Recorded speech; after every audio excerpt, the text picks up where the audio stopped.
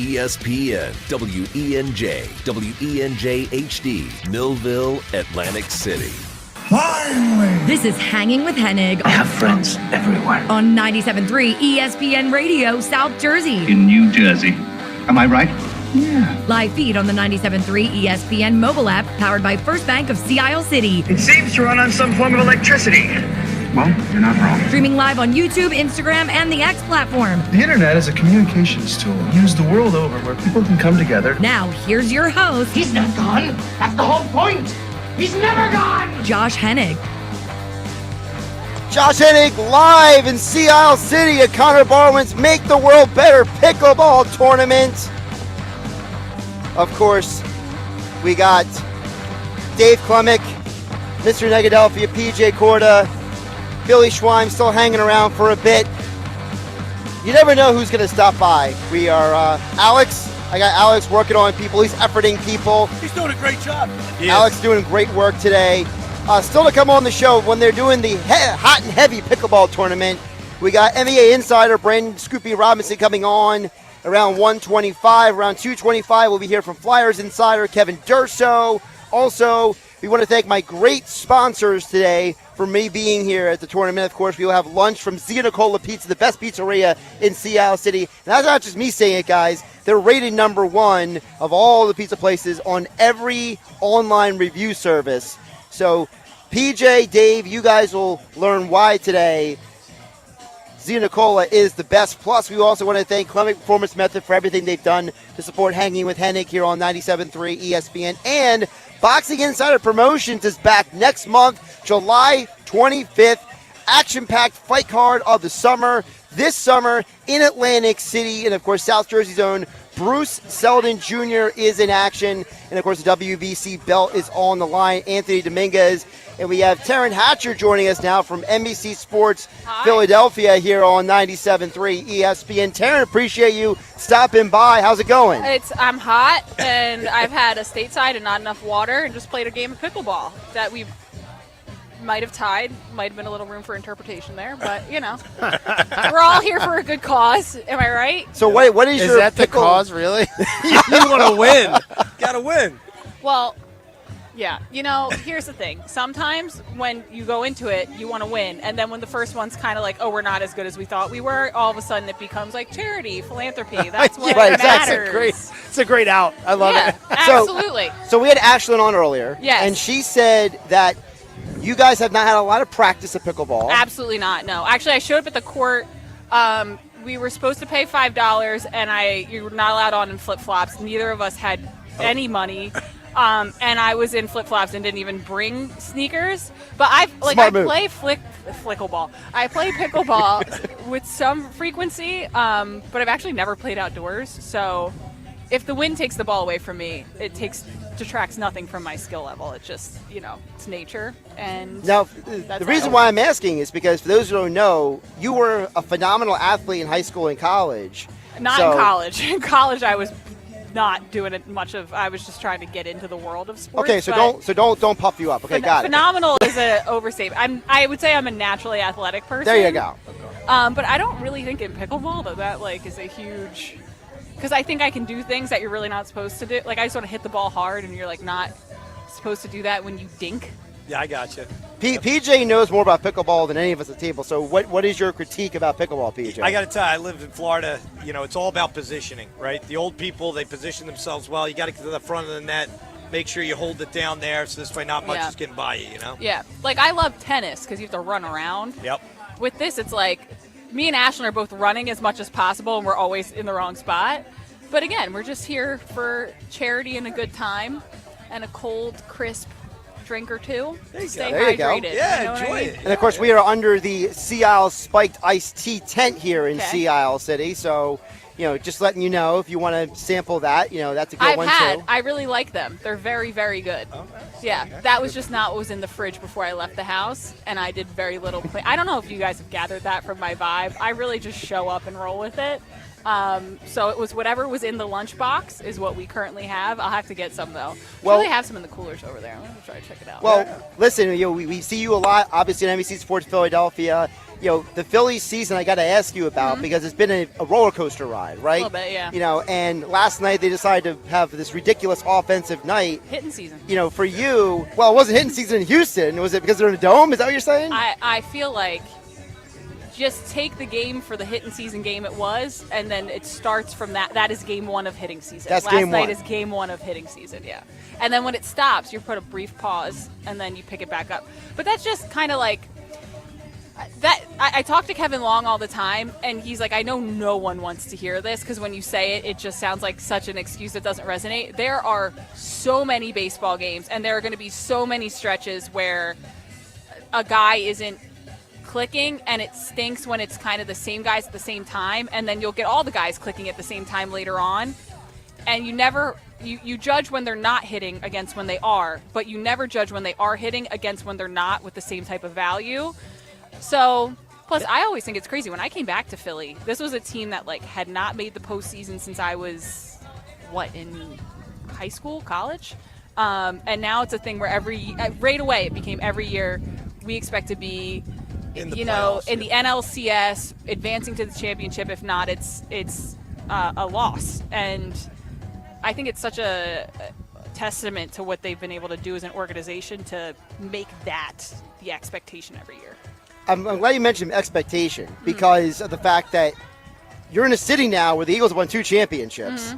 The Sixers haven't been to the Eastern Conference Finals since 2001. Yeah. The Flyers, people are still crying about the 2010 Stanley Cup Finals. So it's like the Phillies are like the one team I feel like that everyone's like, come on, you guys are the ones. You guys are the ones that make this happen, They're right? the next anointed. Yes. Yeah, absolutely. And I think it has to do with the star power that they have and, frankly, the likability and the familiarity with the guys in the clubhouse.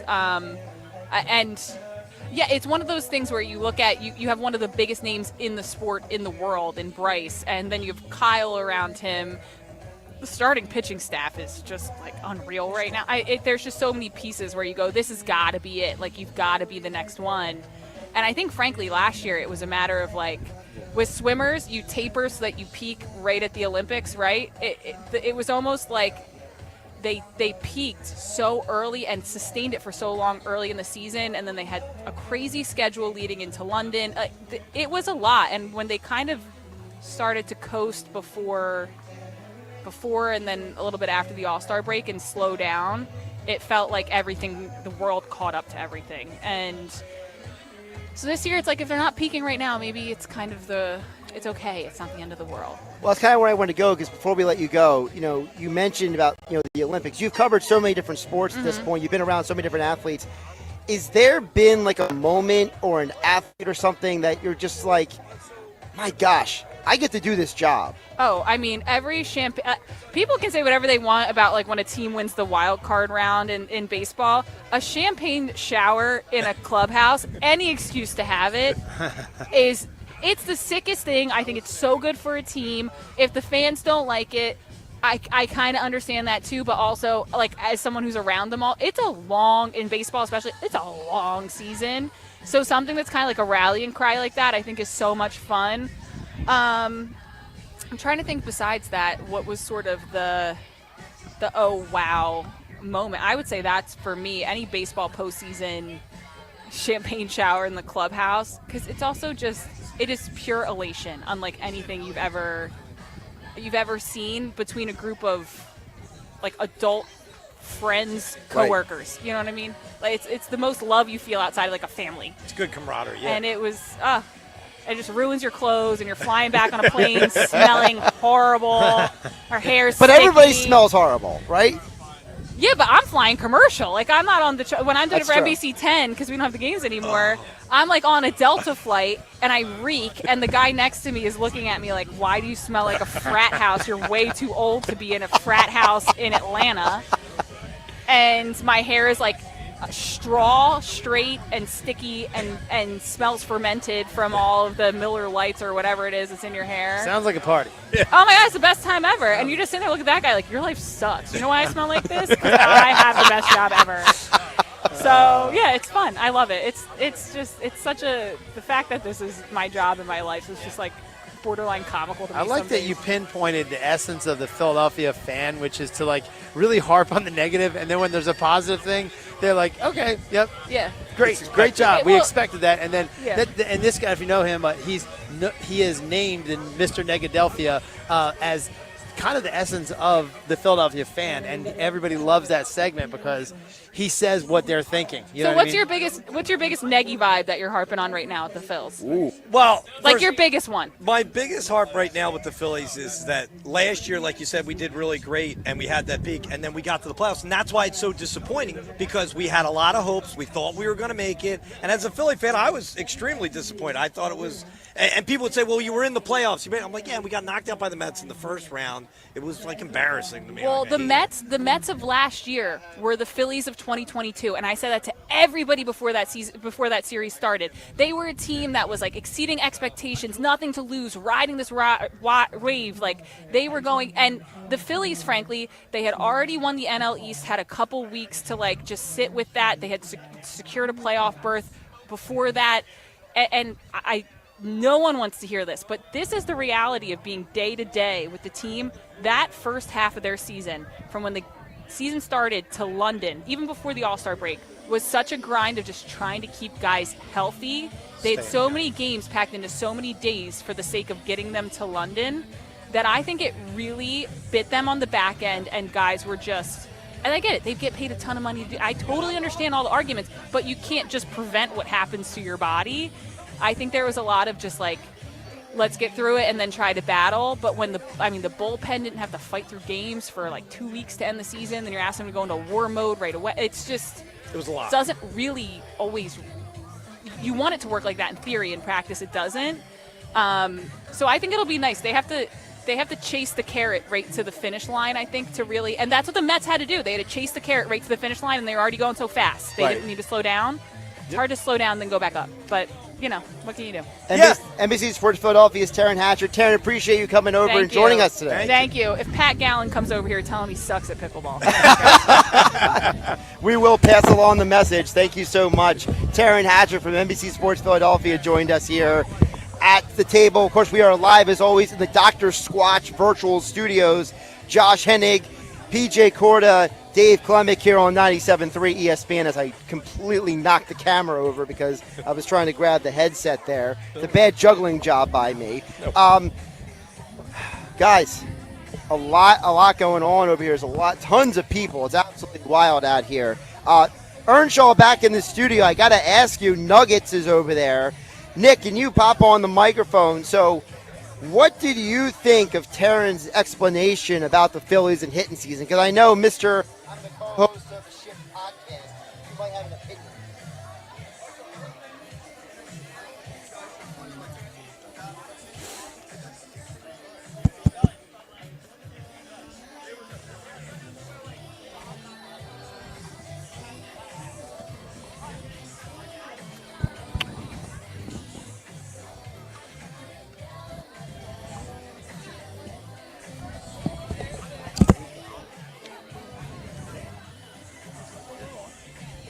It does happen every year. PJ?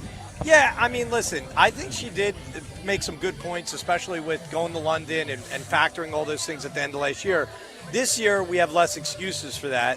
We just kind of been hit or miss. But last night, it was great to see that we can hit the ball again. It was like, hey, you know, like I don't think anybody complained about the game last night. I think it was nice to see them finally get the bats moving. But we'll see if they can continue it on. And her mentality was, hey, let's keep it going. Let's keep the positivity. And hopefully they do return the same Was that way. too much positivity for you? It was a lot. She was very positive about it. She had a lot of aspiration. This is our year, by the way. It's a make or break. We gotta go run deep this year, or me and Billy are never gonna shave our heads. By the way, I was going to ask Klemic, did you purposely break out the sunglasses for this show? Because you have been wearing those for the previous 3 hours. Yeah, these are the primes. I got these. They're called blenders. Check these out right here. Not a bad price either. Got it for under $100. I don't get yelled at by my wife. So spending a lot of money. We're trying to save money right now because we're buying a new building. Oh. And so, yeah. But blended, these are great. These are cool. These are the Deion Sanders Prime glasses. Okay. Blenders, yeah. I think they fit you well. I think you look You good. like that? Yeah. I think that's a style. I mean, it's somewhere between like Top Gun and Tron. Yeah. It's a That's kind of what I was going for. Is that what you're going for? Yeah. Top Tron. Yeah, I'm cool. Top Tron. Yeah. Top Tron. Does Nick Earnshaw even know what the movie Tron is? They remade it since he. Well, no, there's a sequel. It wasn't a remake. It was a sequel. They actually, because Jeff Bridges was in both of them, and what they did was they reprised the movie where they had, so for those who haven't seen the movie, the first movie, Jeff Bridges' character creates the universe, and then he enters it. The second movie, his son enters it and saves his dad from the universe. And then the third movie, the universe takes over the regular world. The third movie actually is probably going to be trash, honestly, but the second movie was actually interesting. Pretty good. Tron Legacy, there you go. That's all right. Last night, you guys are nerds. Was talking about SpongeBob SquarePants last night. So, guys, I want to jump everybody in because also throughout the show. So I read an article this week. So we did this conversation on the Sports Bash. People can text it at 609-403-0973. We're also live on my YouTube and my X at Josh Hennig. Like, subscribe, share with your friends. Check us out in the Dr. Squatch studio. You see me, PJ, Dave Klemic on the camera over here. The biggest what-ifs in Philly sports. Last 15 years, I narrowed it down to 15. And we're going to hit on some of them throughout the show today. So now I know, Nick, you read the article. Did you you have a thumbs up for the article, correct?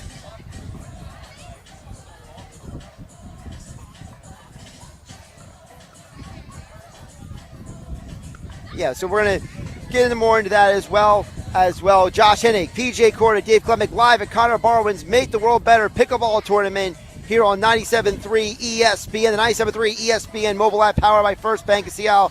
And we are live on my YouTube channel and X platforms. And thanks to my great sponsors, of course, we are live. Zia Nicola Pizza in Sea Isle City, Dr. Squatch Virtual Studio, where you can see us live streaming on YouTube and X. Of course, also shout out to my great sponsor, yesterday's Creekside Tavern in Marmora, where you want to go to the Phillies games and hang out in the yard for all the great live music every weekend. And, of course, thanks for all the support from Klemic Performance Method. Dave Klemic, PJ Corda, Josh Hennig here on 97.3 ESPN. Coming up on the next edition of the Sports Bash with Mike Gill. Hey, it's Mike Gill. Coming up on Monday's show, we'll look back at the Phillies weekend down in Atlanta against the Braves. We'll start to look ahead to Sixers free agency, plus all the Eagles news you need during football at 4. We got all that and more. It's all coming up on a great Monday show here on the Sports Bash.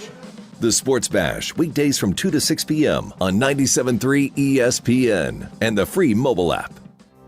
Your go-to spot at the Jersey Shore to watch sports is also the Can't Miss Summertime Hangout for live music and great times in South Jersey. Yesterday's Creekside Tavern on Roosevelt Boulevard in Marmora features The Yard, with an outside bar, TVs, and live music on stage every weekend. So bring your friends to cheer on your favorite team, watch the sunset on the back deck, and make new summer memories in The Yard. You can do it all at yesterday's Creekside Tavern in Marmora. Follow them on Facebook and Instagram to learn about upcoming events and specials all summer long at yesterday's Creekside Tavern in Marmora.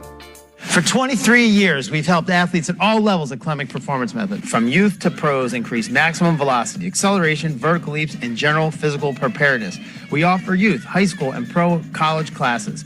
Our proven results have earned national recognition from NFL coaches, sponsors, and a feature on ESPN Radio's Sports Science segment. You can contact me directly at 609-742-6190, or as always, visit us on our website, KlemicPerformanceMethod.com. Breaking news for the people of Boomtown. With Xfinity Mobile, the Wi-Fi is booming, at home and on the go. And an upgrade storm's on the way. That's right. And with Xfinity Mobile Premium Unlimited, you can upgrade your phone when you want, up to 2 times a year. Now, once customers catch wind of the guaranteed new device discount, it'll be the biggest upgrade storm in history. Wow. Let's hear from our weatherman on the scene. How's it looking out there, Rick? Well, Bill, the Wi-Fi is still booming. Now through September 30th, existing Xfinity Internet customers can get an unlimited line included for a year. Plus, ask how to get a free 5G phone. Learn more at XfinityMobile.com. Restrictions apply. Xfinity Internet required. Unlimited line offer requires Xfinity 300 megabit internet or above. Taxes, fees extra. After promo, regular rates apply. Reduced speeds after use of monthly data included with your data option. Data thresholds vary. Shopping with your parents can be embarrassing. Why would they sell jeans with holes in them? I'm going to speak to the manager. Mom! That hoodie is giving. You should get it. YOLO. Thanks to the Chase mobile app, your kid can shop independently while you keep an eye on their spending. So you can go from... We can be twinsies. ...to... How was shopping? Saw you stayed on budget. Thanks, Mom. Freedom for kids, control for parents. That's family banking from Chase. Account subject to approval. Chase mobile app is available for select mobile devices. Message and data rates may apply. JP Morgan Chase Bank N.A. Member FDIC. Hello, this is Anthony, Division Manager with Last Bite Mosquito and Tick Control. Don't let mosquitoes ruin your summer. Last Bite's expert treatments keep mosquitoes and ticks out of your yard so you can enjoy the outdoors worry-free. Visit lastbitemosquito.com to learn more. What? All the budget has to be used now? And we can use all the media buy? Javier's marketing firm just got its dream funding. Okay, ideas. Bobbleheads? No. T-shirt candy? I seriously need some help here. He needs to find marketing managers who are worth every dollar. I need Indeed. Indeed you do. Sponsoring a job on Indeed gives it a visibility boost, so you can hire faster. Redeem your $75 credit at Indeed.com/credit. Terms and conditions apply. It's the construction reduction sales event all month long at Matt Black Kia. Right now, put 0 down with 1.9% APR for 60 months on every new 2025 Kia Sportage or Sorento in stock. Plus, we want your trade, any make, any model, even if you owe thousands more than it's worth. We'll even lower your current car payment or give you 2 years of free maintenance on any new Kia. That's lower payments, more peace of mind, and free maintenance at MattBlackKia.com. It's gotta be a Matt Black Kia. Call 215-703-8526 for details. Lowe's knows July 4th savings are worth celebrating. Right now, get up to 40% off select major appliances and get an additional 10% off 2 or more select major appliances. Plus, get 3 Scott's Naturescapes 1.5 cubic foot mulch bags for just $10. These deals are coming in hot. Lowe's, we help, you save. Valid through 7/9. Selection varies by location. While supplies last. See Lowe's.com for more details. Excludes Alaska and Hawaii. This summer, get ready to relive the glory days. Because Hank Azaria and the Easy Street Band are bringing the ultimate Springsteen celebration Saturday, August 23rd to the Music Box at Borgata. Tickets are going fast. Grab yours now at Ticketmaster.com. August 23rd, the Music Box at Borgata. Hank Azaria and the Easy Street Band. A Springsteen celebration. Be there. Now back to Hanging with Hennig on 97.3 ESPN FM. I don't want them to gain another yard. And on the 97.3 ESPN mobile app, powered by First Bank of Sea Isle City. You blitz all night. Streaming live on YouTube, Instagram, and the X platform. Josh Hennig back here in Sea Isle City. Here on 97.3 ESPN FM, the 97.3 ESPN mobile app. And as always, we are live on my YouTube channel and X platform at Josh Hennig. And of course, we are here thanks to Xenocola Pizza, Sea Isle City. Yesterday's Creek Light Tavern, tomorrow more Boxing Insider Promotions. And of course, we are live as always, the Dr. Squatch virtual studio here, along with Dave Klemic, PJ Corda, and the man who got started with the Make the World Better Foundation, Connor Barwin of the Philadelphia Eagles. Connor, how's it going today? It is a beautiful day in Sea Isle. We got the pickleball tournament going. I'm doing great. Thank you guys so much for being here. We're so glad to be here, you having us here. So let's start from the beginning, because people hear the name, Make the World Better Foundation. It's kind of like well, what does that even mean? So tell folks about the origin of the foundation, because I think that's a big part of the conversation here. Yeah. So MTWB, it's an acronym for Make the World Better. Now more people will know. It's actually an acronym for my parents' initials, Margaret Thomas William Barwin. And they sort of inspired this whole thing. I grew up, my dad was a police officer and then a city manager. As a city manager, you're sort of very involved in public space and planning. I obviously grew up in parks all the time. Like, ran out of my house in the morning and was at the park all day. And so taking my background with my dad of sort of knowing how these things are made and built, and then my love for being in parks and playing sports. When I got to Philly in 2013, I decided to try to do something to make the world better, make Philadelphia a little better, and we've been doing it for over 12 years now. We've invested over $30 million in public space in Philadelphia, and I'm proud of the way we do it. I'm proud of the fundraisers we have, and at the end of the day, we're just trying to bring people together to do something good together and give all kids a safe place to play and hang out and just be kids and have fun. And this event is really important. It's our 3rd annual pickleball tournament. It's really important to be able to do what we do. Connor, for you, is there been something that you guys have been able to accomplish that maybe just puts the biggest smile on your face? Like, has there been a project or something that you guys have done, and like maybe you're like, wow, if you would have told me this 10 years ago, I would have just been shaking my head? Yeah, I think I would say two things. One, we just finished Vera Rec Center in Grace Ferry, which is a $22 million project, state of the art, probably the best rec center I would say that Philadelphia has built in the last 30 years, and I believe we did it the right way, and it's thriving since it's been open. I would also say, I played in the NFL for 10 years. I've been working for the Eagles for the last 5, going into my 6th season. I'm proud, and I think this is for a number of reasons, but I'm proud we still exist and we're still going. I mean, you guys have been in this a long time. Professional athletes start things while they play, and it's hard to make them sustainable. I think because Philadelphia is such a special place and that loves sports the way I do, that you can be a pro athlete, and if you try to continue to do stuff good, the community will still support. And this is an event. I haven't put on an Eagles jersey in 6 years. I stopped playing in 2016 for the Eagles. I went and played in LA and New York. But there's still, we're going to raise almost $75,000 here today, and that speaks to the staff at MTWB, but it really speaks to how special the community here is of Eagles fans and sports fans. And that's neat because you went, Connor, I played for the Chiefs in 01 to 04, played for Coach Vermeil. I played with Tony Gonzalez and Priest Holmes, Dante, all these guys, right? I heard about you in college and stuff like that. We're watching the guys coming up, and I got into media kind of like right away, heard your name a lot.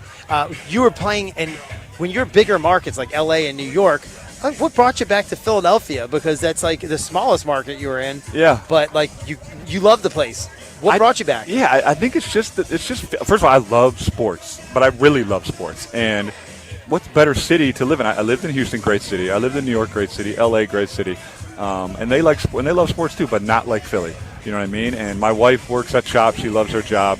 I think I work for one of the best sports organizations in the world under Nick and Howie and Jeffrey Lurie. So I think that's what brought me back. Funny story about Kansas City, or not a funny story, I'll never forget. Drafted to Houston in the 2nd round. My rookie year, I had a decent rookie year. I was sort of sub-rusher, but I will never forget my first game in the NFL. Was in Kansas City, and I was on kickoff return, the old kickoff return. And as a player, one of the single hardest plays in football, to be on the front line, run backwards, turn around while a guy sprints 50 yards. There was a big white DN, probably similar to my size, like 260 pounds. I turn around, not ready. Just get decleated in Kansas City. I'll never forget. It was wet. It was wet and rainy in Kansas City, and probably my worst play ever in the NFL was my first play ever in the NFL. But I'll never forget that about Kansas City. Welcome to the league, and Kansas City probably had a great time replaying that. Yeah, it was only preseason though, so not that many people were watching. Yeah. We're talking with Eagles, former Eagle, now current Eagle as well, working with the Eagles, Connor Barwin, joining us here on 97.3 ESPN Live from the 3rd annual Make the World Better Pickleball Tournament. Connor, you mentioned about the Eagles now. By the way, I see you wearing the Nick Foles hat over there, the dad sign hat. You about the organization. For you, what drew you back to the organization? Because you're not originally from the area. You're from Detroit, and you went to college in Cincinnati. You played in Houston. Like, you could have gone pretty much anywhere, right? Yeah. Well, again, great leadership here, great community. There's tons of us former players that stick around here because, again, like I said, the reason MTWB exists because people still support it. And look at if you my career. I played 4 years in Philly, started every single game. Howie asked me to take a big pay cut, I guess, and then I said no, and he said, all right, you're gone. And, I went and signed with L.A., and he told me, he was like, all right, good luck. We didn't work it out, but I want you to come work for me when you're done.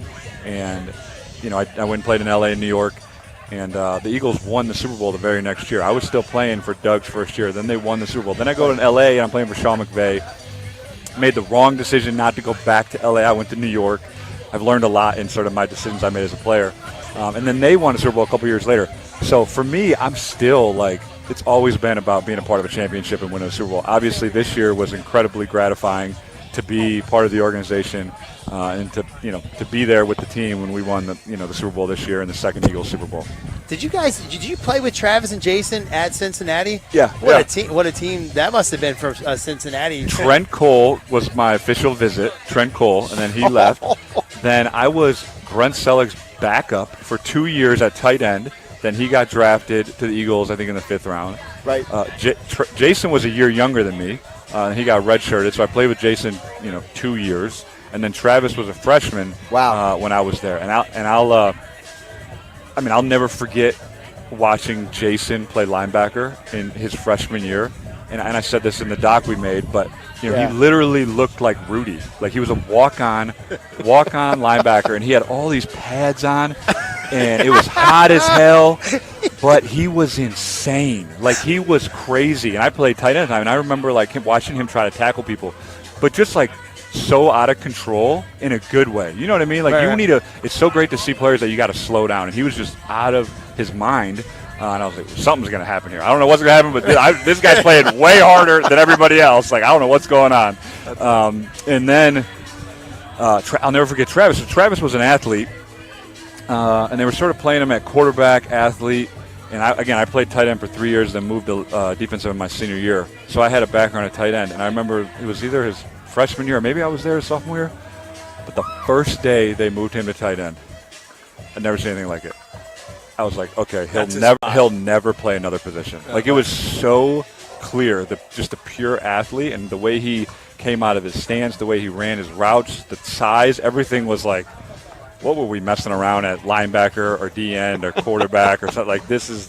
Tight end, never again. And I think that's how it worked out pretty good. When I played with Tony Gonzalez, I said, this is the perfect athlete. There's never going to be a better tight end, maybe ever.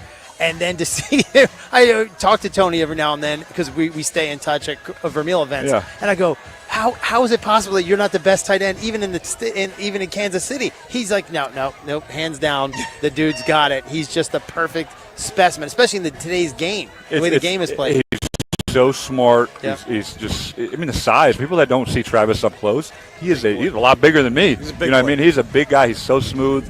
The mental aspect, he has it. And he just knows how to find the holes. And, much like all great players, it's been really cool to watch. He just continues to sort of innovate and get better and find ways to be really, really good over a long career now. Find his way to get a famous girlfriend, too. He's pretty good at that, I don't want to say it, but I like when the grunts. See, us football players think that we're like grunts, and we can't get celebrity girlfriends like that. It's changed now. He paved the way for it. Yeah, it's all changed.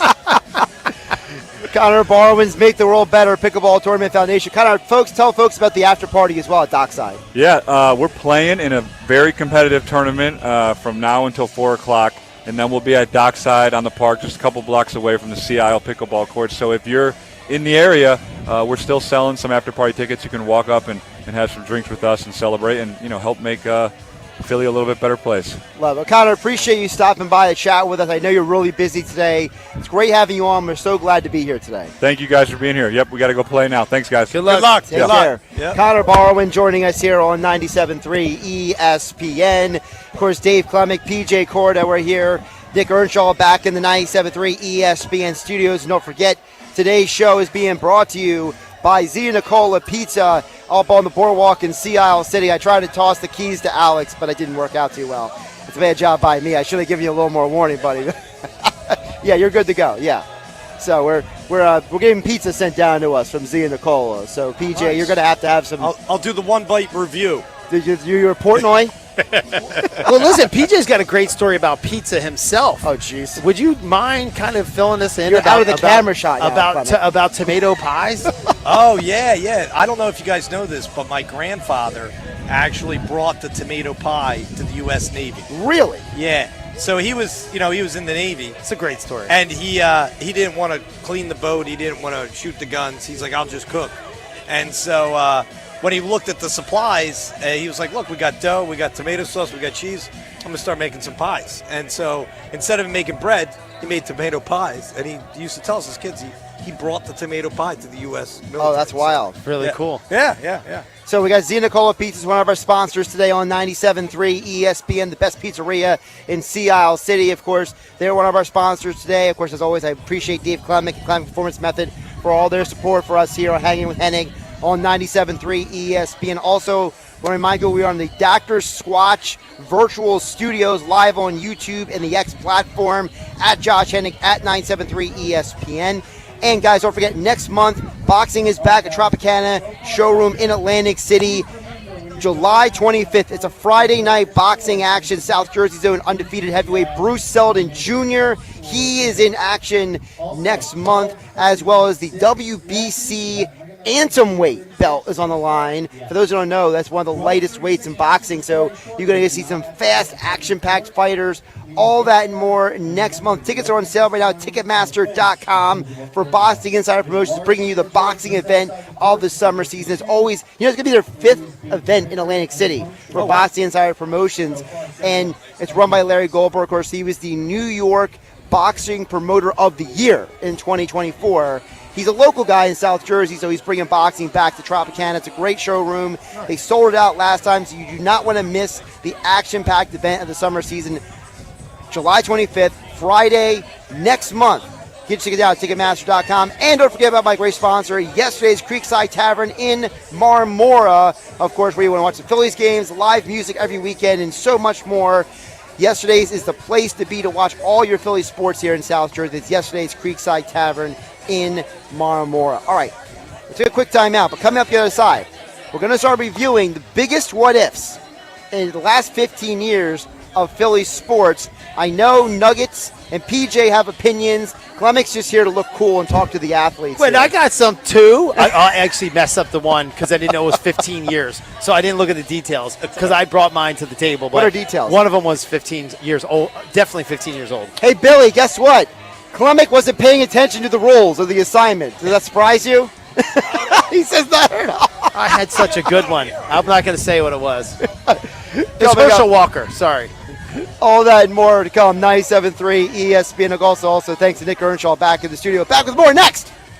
Listen up. The soap you shower with, it's you probably haven't even questioned what bar of soap you lather up with. Let's face it, most guys don't.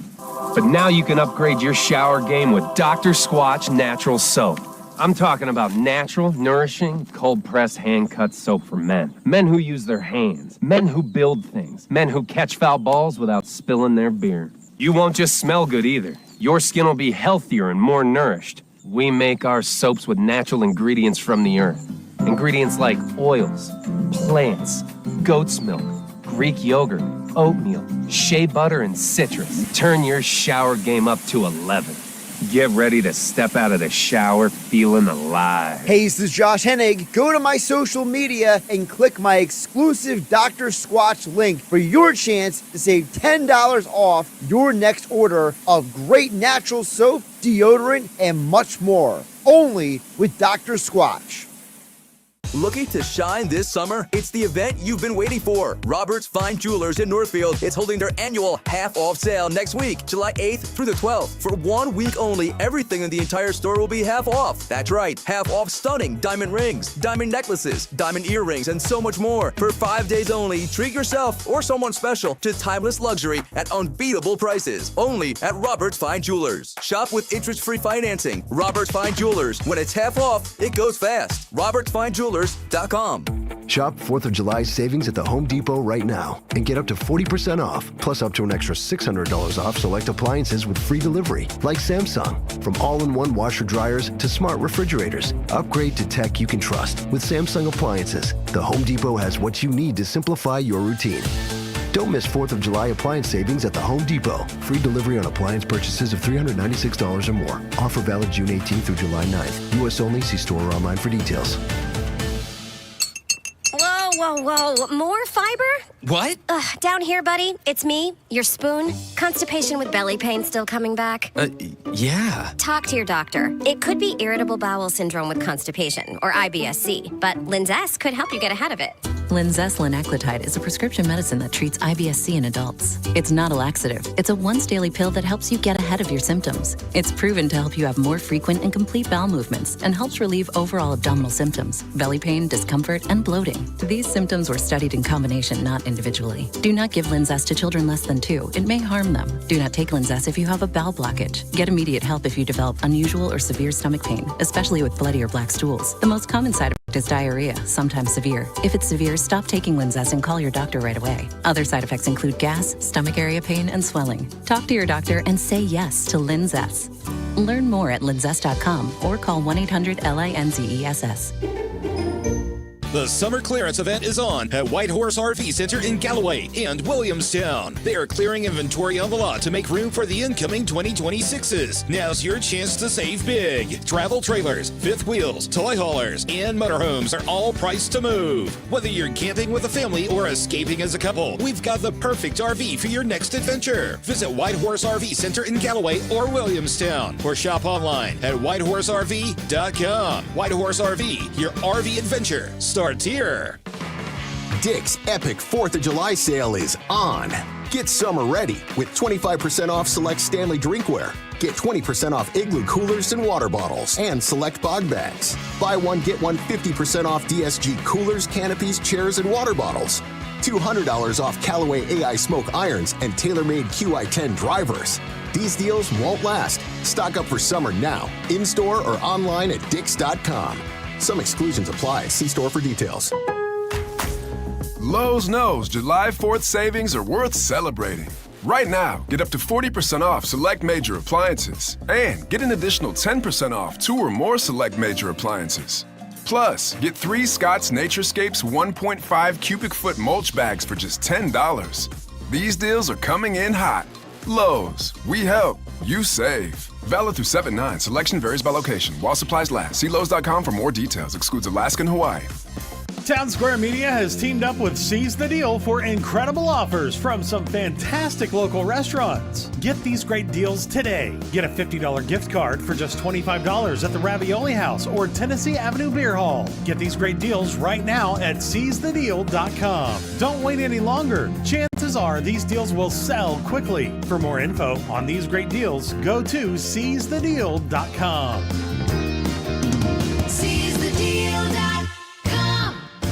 You're hanging with Josh Hennig on 97.3 ESPN FM. Hey, you know what? There's another name you might know me by. Star-Lord. And on the 97.3 ESPN mobile app, powered by First Bank of Sea Isle City. Who? Star-Lord, man. Legendary outlaw. Streaming live on YouTube, Instagram, and the X platform. I always love that line, guys. Star-Lord's so proud of his nickname, and the villain's like, who?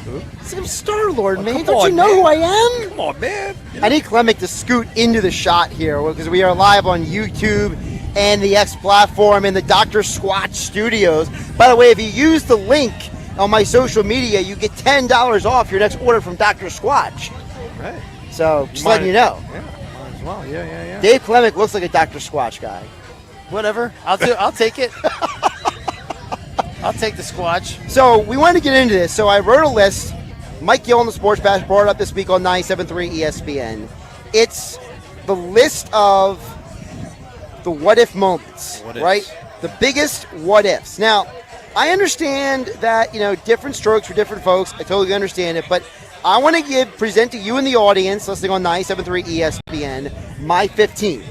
And you guys can kind of react to each of them, so we'll bring Nuggets into this conversation as well. Nick back in the studio. We appreciate him helping out all day on 97.3 ESPN. So, number 15, I went with, what if the Phillies never gave Scott Kingery that contract?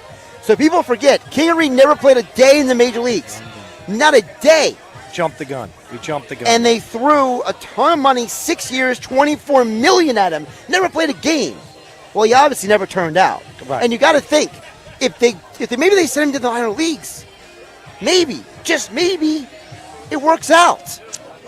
Yeah, I mean, it's unfortunate because, I think we jumped the gun a little bit there, but I think we've learned our lessons since then. Well, but PJ, the draft is stupid. Think about it. It is. You were never drafted. I wasn't ever drafted, and I'm an incredible athlete. You know what I mean? And, so you could just see right there that some really bad decisions were made. They are. They miss a lot there. It's hard to obviously, it's very tough to tell who the athletes are. I wasn't even drafted. So, I think it is a lot tougher for people to do that. Yeah. It happens, man. You know, So great you athletes. can just see get right past. there. And Yeah. it's one of my ongoing jokes with PJ, and he somehow flips everything into being like, the opposite of what the world actually accepts as, normal conversation. He's very good at that. Yep. The Negadelphian. Well, listen, but yeah, I agree with you. I think we spent some money there that we never should have spent, and they learned from it. Hopefully, you know what I mean. Well, I mean, they fired Matt Clintock. That's how they learned. That's how they learned. They fired him, right, Yeah. Nick Nuggets?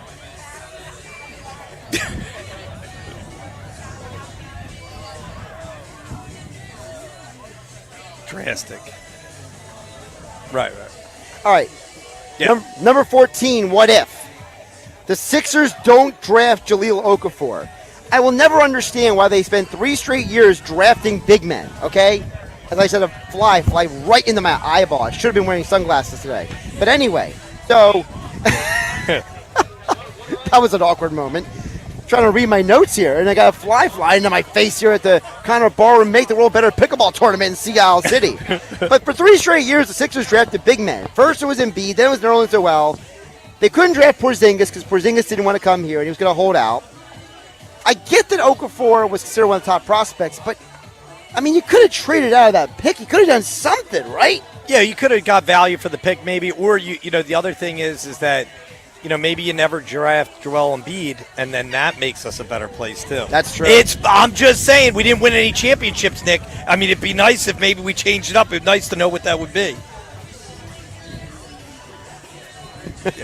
You're going to be waiting a long time. You're going to be waiting a long time, Nuggets. Yo, what size do you think Embiid's jersey is? Quadruple X? What is that? Quadruple? Yeah, that and the fact that he goes to McDonald's a lot, it's big. Yeah, What right. do you think he's going to look like when he's done playing? Oh, gosh. I don't even want to know. Shaq. No, Shaq's at least svelte. Yeah, Shaq has that bulkier build. Yeah, Shaq's at least got some leanness to his body. Yeah. All right, number 13, we're going to go with here.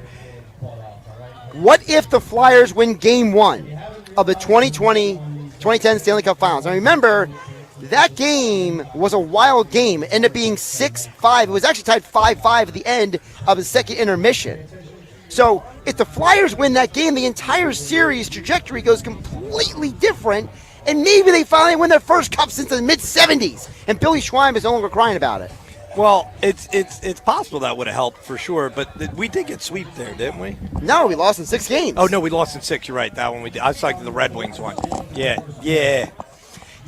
that was close. Yeah, that could have made a difference. I mean, it was close. It came down to it. We came out the gate strong.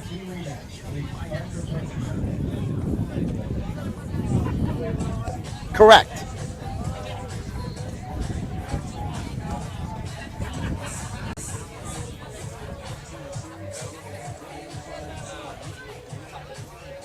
That was a mess. We did come into that series with a lot of momentum. I remember that's the one where we lost. We were down 3 games to Boston and came back. And so that was great momentum going in there, too. If we had one that, you're right, that could have made a big difference. And in Game 7, they were down 3-0. Against Boston. That was a great comeback series, man. But that's what gave you hope when they came back against Boston and then they smashed Montreal. I must have drawn Montreal. It was like, this team's got a chance. Yeah. And then you're tied 5-5 at the end of the second period, and you're like, we're on our way. We can win a championship. And then it never happened. Yeah.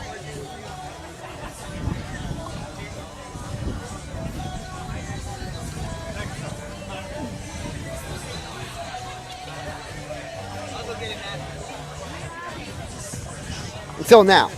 Yeah. Well, there was a lot of juice last night, Nick. And I'll tell you what, with the pick, and I think they're heading the right direction. All right, so a quick couple more what ifs. People can text in as well, 609-403-0973. You can chime in on the Dr. Squatch stream at Josh Hennig on YouTube and X. All right, number 12. What if Ryan Howard doesn't tear his Achilles tendon? Because think about it. That team was really good. They beat the Cardinals. And, they lost to the Cardinals. Right, but Howard teared his Achilles in the final play of the series. And imagine if he didn't tear his Achilles. I understand he's regressing a little bit, but he was still the big stick. He was still the big threat in that lineup. That injury ended any hope for that team because then Utley got old, then Rollins got old, and they spent stupid money on Marlon Byrd, and then Roy Halladay fell apart. So it was like the end of all things was that Achilles tear. Yeah, that started all the bad stuff there. And the Negadelphia. Yeah.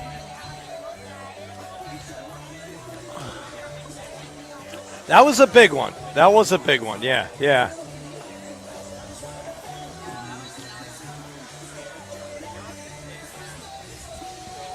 I think we need to get Nick Earnshaw a Sea Isle spiked iced tea to calm him down back there in the studio. By the way, thanks.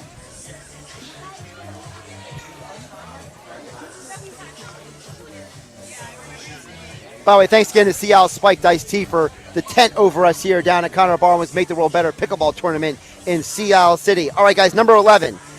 What if Markel Fultz never sustained his shoulder injury? Remember, he was a 40.3 3-point shooter in college. That guy was a phenomenal athlete. Like, that's the kind of athlete that Dave Klemic at Klemic Performance Method would have loved to have in his, because, I mean, that guy's jumping out of the roof. He's fast, he's strong, he's powerful.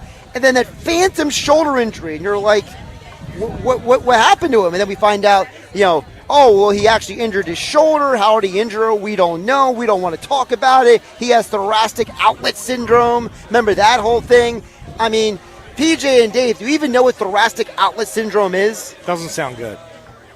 I know a lot of stuff, and I'm really not sure on that one. So that'd be a Google one for me. That'd be a Google one. Well, stay in my lane. That was when they started coming up with stuff with Ben Simmons. Remember, they just make up stuff because he just. Well, that was after out. that. Yeah, but I'm just saying, he just wouldn't even go out there. Well, do you think that because they got away with it with Fultz, they were like, well, maybe we do with Ben? They just make up whatever. Yeah. No, that's exactly what happened. Yeah. Think about it. If Fultz could have been that scorer, there's less pressure on Simmons. There's less pressure on Embiid. Or maybe we need more pressure on Embiid. I'm not sure, depending on who you ask, right? Yeah. But the point is that Fultz was a number 1 overall pick. By the way, Brian Colangelo, what a loser. That guy traded up to the first overall pick with Boston. Boston stole your picks, got who they wanted anyway, and you walked away with a guy with thoracic outlet syndrome. Yeah, I don't know how they get around but just saying that. But yeah, I've never heard of it, but I'm sure it's a real thing and it's probably awful. But Nuggets, what are your thoughts?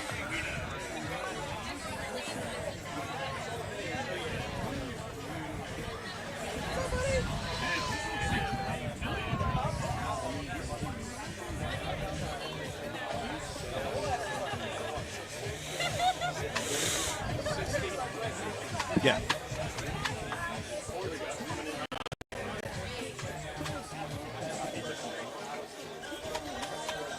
And between that and Embiid, you could see the impact that we had, All right, so let's get to one more what if before we talk about my great sponsor, Zia Nicola Pizza. We just got the pizza delivered to us from the best pizzeria in Sea Isle City. Thanks, Alex, for not chucking the keys at my head. I appreciate that, even though I chucked it at you earlier. You're a good man over there, that Alex. Number 10, what if? If the Eagles' defense doesn't collapse in the second half of Super Bowl 57, this was a huge gripe, and Dave, you and I talked about this numerous times here on 97.3 ESPN, and Billy even remembers me talking about this. I hated Jonathan Gannon. I thought Jonathan Gannon was an idiot. I never understood why this man never made adjustments, and now you're in the biggest game of the year, and you got Andy Reid, future Hall of Famer, Patrick Mahomes, future Hall of Famer. They're making adjustments to you, and you can't make adjustments? Remember, in the games against the Lions, the Cardinals, and the Packers that year, and then the loss against the Commanders and Cowboys, the Eagles defense got ripped apart in the second half of all of those games. Jonathan Gannon was such a poor adjuster. It almost makes you wonder, anyone could have been the defensive coordinator and made an adjustment.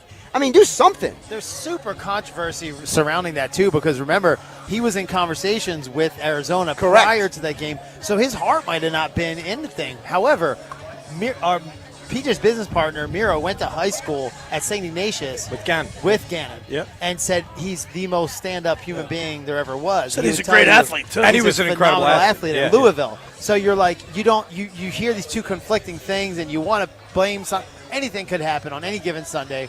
And on that one, it was a complete mess. Yeah, I mean, that game, though, I don't know. You were there, right? Yeah, I was there. Yeah, but that game, I don't feel like we lost it just because of the defense. I feel like, and I told this to Josh before we were talking, Jalen fumbling the ball wasn't great, okay? And then that call at the end of the game, which the officiating was very debatable at the end of that game.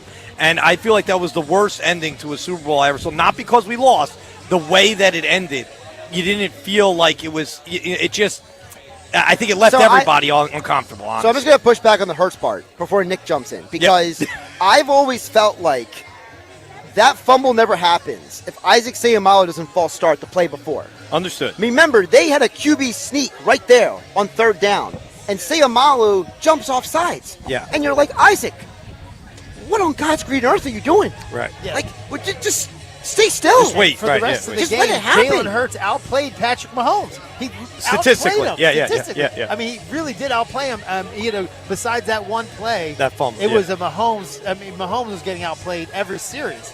Yeah, we deserved to win that game. I know a lot of Kansas City fans may not agree, but I believe we deserved to win that game. Nick, go ahead.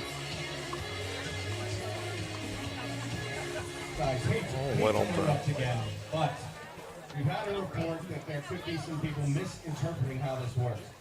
You can only score a point when it's your serve. I'm pretty sure that's how pickleball works, generally speaking. So if you think you're scoring points when you're not on the serve, you're not. And your score is fraudulent, and you need to report yourself so you get taken out of the running. All right, maybe that's a little heavy, but here's the point. Moving forward, if you're not serving, you're not scoring points. All right? Get it straight. Thank you. Which is early, yeah.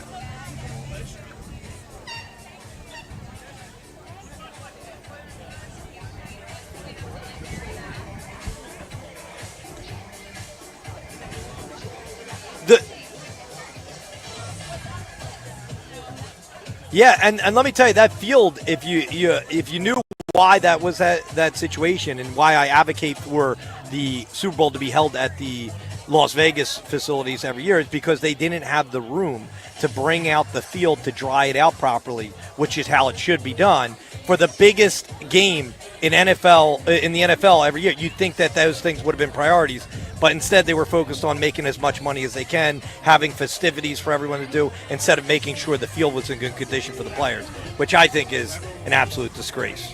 I'm just saying, you know. All right, well, that's the first third of the list here on 97.3 ESPN. You can go ahead and read the full article at 97.3ESPN.com. Josh Hennig, PJ Corda, Mr. Negadelphia, Dave Klemic for Klemic Performance Method, Billy Schweim still hanging around from the locker room, enjoying some pizza from Zia Nicola Pizza in Sea Isle City. Thanks to Alex here helping me out. We are under the Sea Isle Spiked Iced Tea tent, remember, made with real tea leaves, no fake ingredients, and of course only 5% ABV.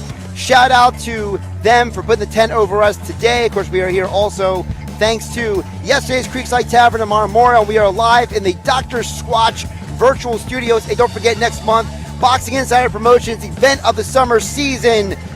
Action-packed, July 25th. It's a Friday night, Tropicana showroom in Atlantic. So get your tickets now at Ticketmaster.com. More still to come on 97.3 ESPN. We'll get into the Flyers and Sixers draft weeks and also questions about the Eagles offseason, all that and more. Hanging out with Hennig on 97.3 ESPN.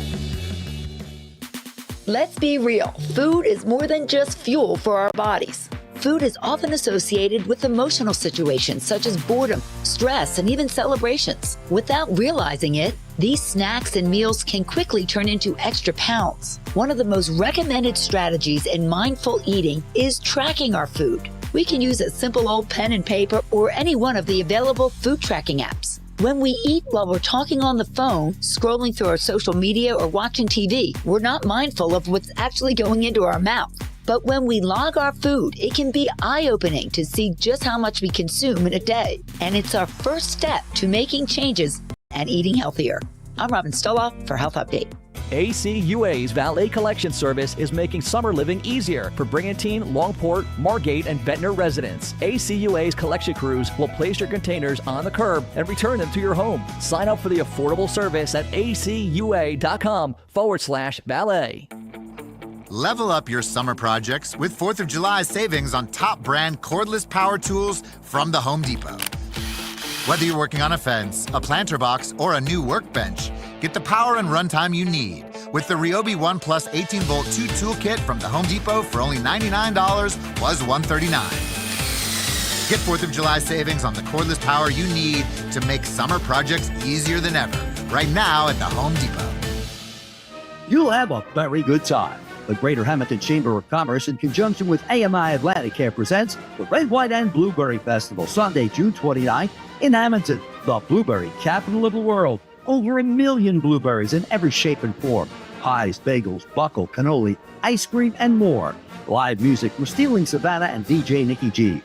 Great food, crafters, the Cruising Classics car show, and bring the little ones to the Kids Fun Zone. Sunday, June 29th, Hamilton High School grounds, just off Route 30 in Hamilton. Free admission, follow signs to free festival parking.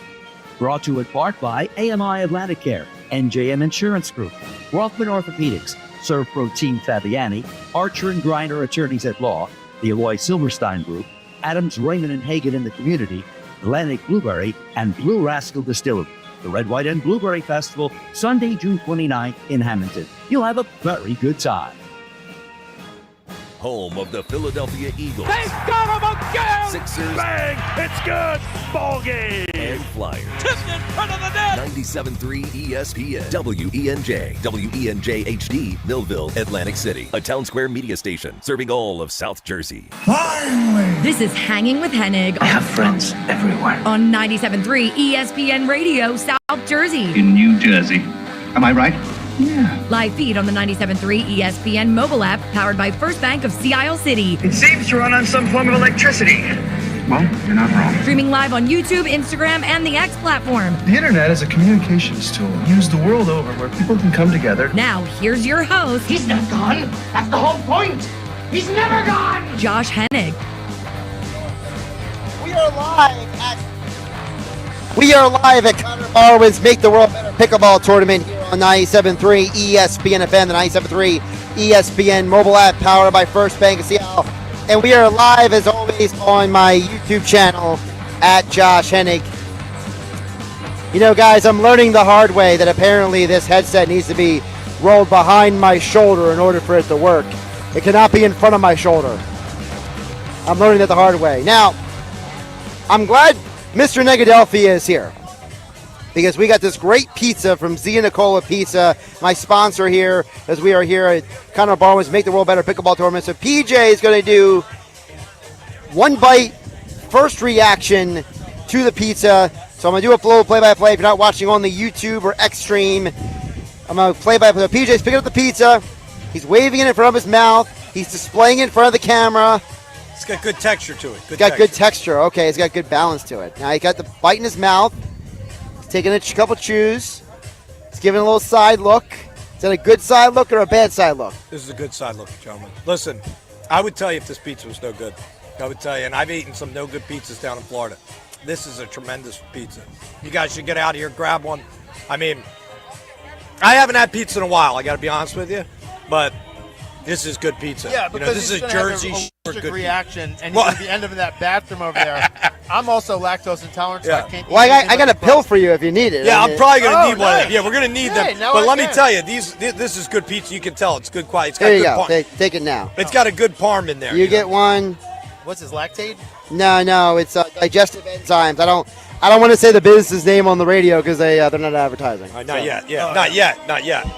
Do you know the inventor of the enzyme that's in lactate is Egg Harbor Township resident? Really? Oh, really? Lives on the Bargaintown Lake. In Egg Harbor Well, Township. what I know is, and not to get too deep off the end here on 97.3 ESPN, but basically if you're lactose intolerant or any kind of food intolerant, your body just doesn't produce certain enzymes. Right.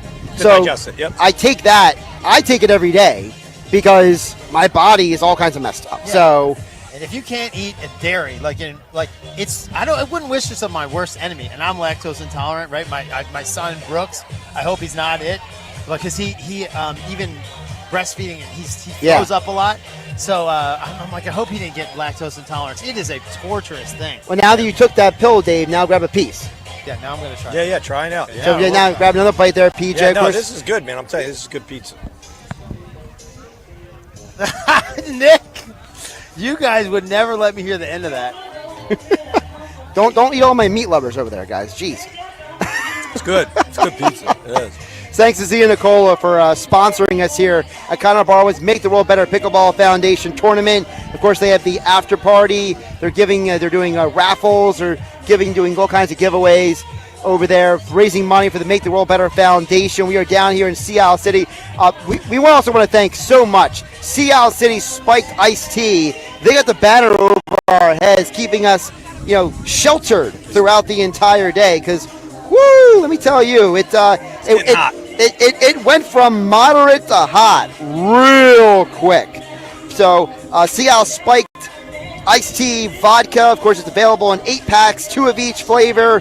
And, of course, they made with real tea leaves, no artificial sweetener, absolutely no bubbles, gluten-free, and 5% ABV. Sea Isle Spiked Iced Tea, thank them for having a tent over us here at 97.3 ESPN. Of course, we are live, as always, in the Dr. Swatch studios on YouTube and the X platform. Guys, we got to touch on the drafts this week. Yeah.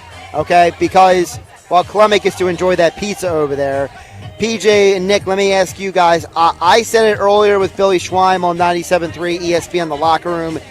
I genuinely believe, without a shadow of a doubt, that for the first time in I don't know how long, the Sixers actually got both picks right. I feel like I don't even know when the last time that was. Like, I tried looking through draft histories last night, and I was like, that one's good, that one's bad, that one's bad, that one's good. Like, or they were both bad or something. Like, remember the year they drafted Matisse Thybulle and Furkan Korkmaz, and we're all sitting there like, who? What? Like, what's going on here? And I felt like you finally got 2 guys. It just makes sense, boys. It does. It should. I'm happy with the picks. I think that it's what we needed, and I hope that they'll find their places and we'll get a good routine with them over there. And then the next step is find that big man that we're going to have fill in for Joel next year. But we'll get there. But I think we got a great. Well, you got 2 right now. Yeah, we got 2. Well, actually, you got 3 because Andre Drummond. So for those who don't know, Andre Drummond basically told the world that he was not going to get more money than the Sixers were offering him. So he's going to get $5 million to come back. So you got Drummond next year. Yep. But Adem Bona played really well when you think about it last year. He actually played way better than I expected. Yeah. And then Janai Broom, I mean, that guy, he would have been the player of the year if it wasn't for some guy named Cooper Flagg. Yeah, and I mean, honestly, we need someone that's going to play defense. I don't know if you ever watch a beat on the back end, but it's almost like he doesn't care as much whether he gets the rebound or whether it's true. Come on, Nick. You can't say that he plays with 100% effort. I'd like to see someone out there hustling for every ball, challenging it. I'd love to see it. I'd love to see it, Nick. Nick, here, go ahead. Yeah, go. Oh, you don't even put those 2 in the same category. You don't even do that.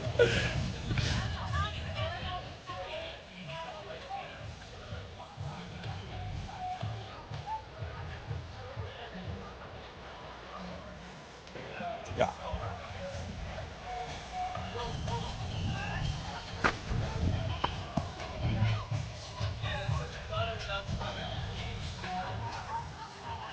Yeah.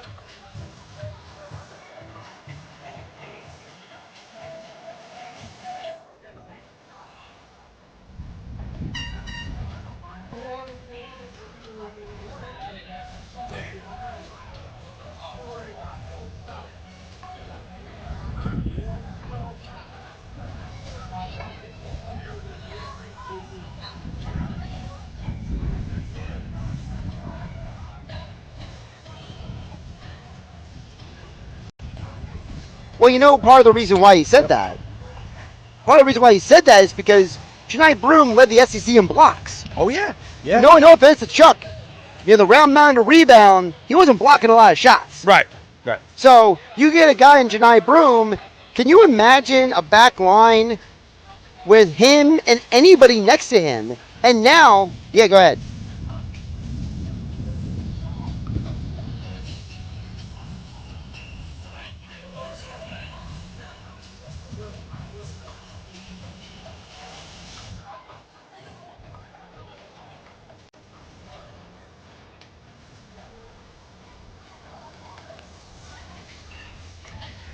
I think Broom's going to be. The other thing with Broom is, and I'm a big believer in the quality of people. This is a young man who was almost nobody recruited him. He was a guy who was at Morehead State, right? Morehead State. You know who went to Morehead State? Phil Simms. Okay. That's the only other guy. The only other guy that came out. That's the only other guy I know. All right. All right, and he played football. Yep. So, but then Bruce Pearl found him. He's like, wow, this guy, I gotta get him to Auburn. And then he goes out there and he gets to see him block shots. He helps him get to a Final Four. He would have been the player of the year if it wasn't for some guy named Cooper Flagg. I mean, this dude is a stud. He's a hard worker. He loves basketball. He's a family man. He cares about doing things the right way. And guys, Howie Roseman has proven this with the Eagles. If you add quality human beings, it kind of covers the bases. Because guess what? You don't think it's a coincidence that in the run when the Eagles have been to 3 Super Bowls and won 2, the Eagles have had 0 off-field incidents in almost 10 years. Do you think that's a coincidence? No, that's a big factor, man. Yes. So now you're adding a guy in Broome and Edgecombe. They love ball. They love their families. They're good human beings. They're in the community. Stay focused. Like, these guys get it. I want those guys on my team, guys. Yep. Yeah, I couldn't agree more. It's a good point that we want good quality character people. Absolutely. Oh, yeah. Yep. Yep.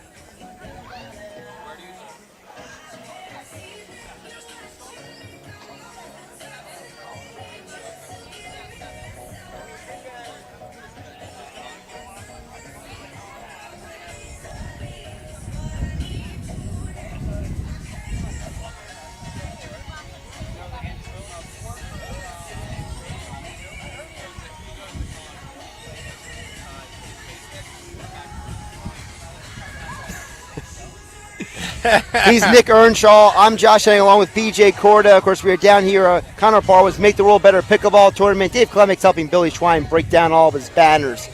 So Dave will join us a little bit later. Dave doesn't even care about basketball and hockey anyway, so we understand. I like to bust on him. Putting his feet up. By the way, we are live in the Dr. Squatch virtual studios on YouTube and the X platforms. Thanks to Zia Nicola Pizza. Thanks to Klemic Performance Method. Thanks to Boxing Insider Promotions. Action-packed event of the summer season next month, July 25th at Tropicana in Atlantic City. And thanks to Klemic Performance Method for us being out here on 97.3 ESPN. Let's get to the Flyers, boys. Flyers, Billy Schweim's very happy. They went with size. But to me, it's more than the size. It's the fact that Martone, he screams to me. Speed, aggression, and now you had a guy like Trevor Zegras to Mishkov. Yep. And now down the road, you're going to have Martone. I don't know if he's going to be up immediately, honestly. Right, we got a couple, yeah. But that's a team that's going to have speed, aggression, and it's giving me the good vibes. It's giving me the, hey, we're getting back to what the Flyers used to be, which was a team to be feared, right? But also it's the fact that you're saying, what's the modern NHL? The modern NHL, you look at the Panthers, you look at the Lightning when they won their championships, the Avalanche, you look at all the contenders, the Stars, Vegas win a couple years ago. I can keep going on. All these teams, what do they have in common? They all have 2 kinds of players, speed and size. Speed and size is the key. You cannot have a team that's slow. You can't have a team that's fast and small anymore. You have to have a balanced roster. And now you're drafting guys who can be, I don't want to say the protection for Mishkov, but, you got to bring in guys who can kind of muscle guys around because you want to protect your star player. Yeah, I mean, the only thing I would say is that 6'5" and 180 is not husky, if you know what I'm saying. He might be on the little on the. No, but he can put on weight. He can put on 20 pounds. Yeah, I figure he's got a couple of years to bulk up. Yes, exactly. You know what I mean? So hopefully we'll see him put on a few pounds of muscle throughout that strength training when he gets in there. But I'd love to see it. Love to see it. Yeah. I mean, Nick, I don't know how you feel, but I look at this as the Flyers saying, this is how the NHL is building their teams now. We're trying to follow suit.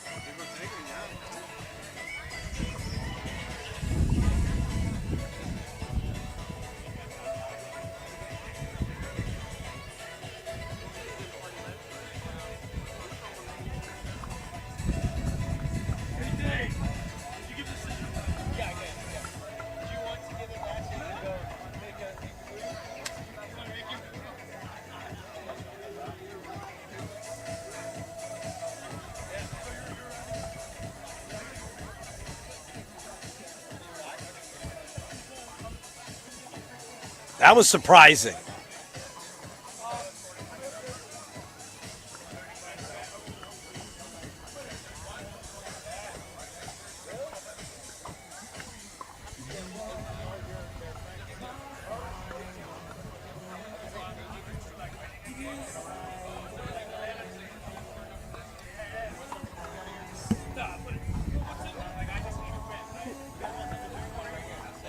He's Nick Earnshaw. I'm Josh Hennig along with Mr. Negadelphia, PJ Corda. We're live here at Connor Barwin's Make the World Better Pickleball Tournament in Sea Isle City, raising money for a great cause.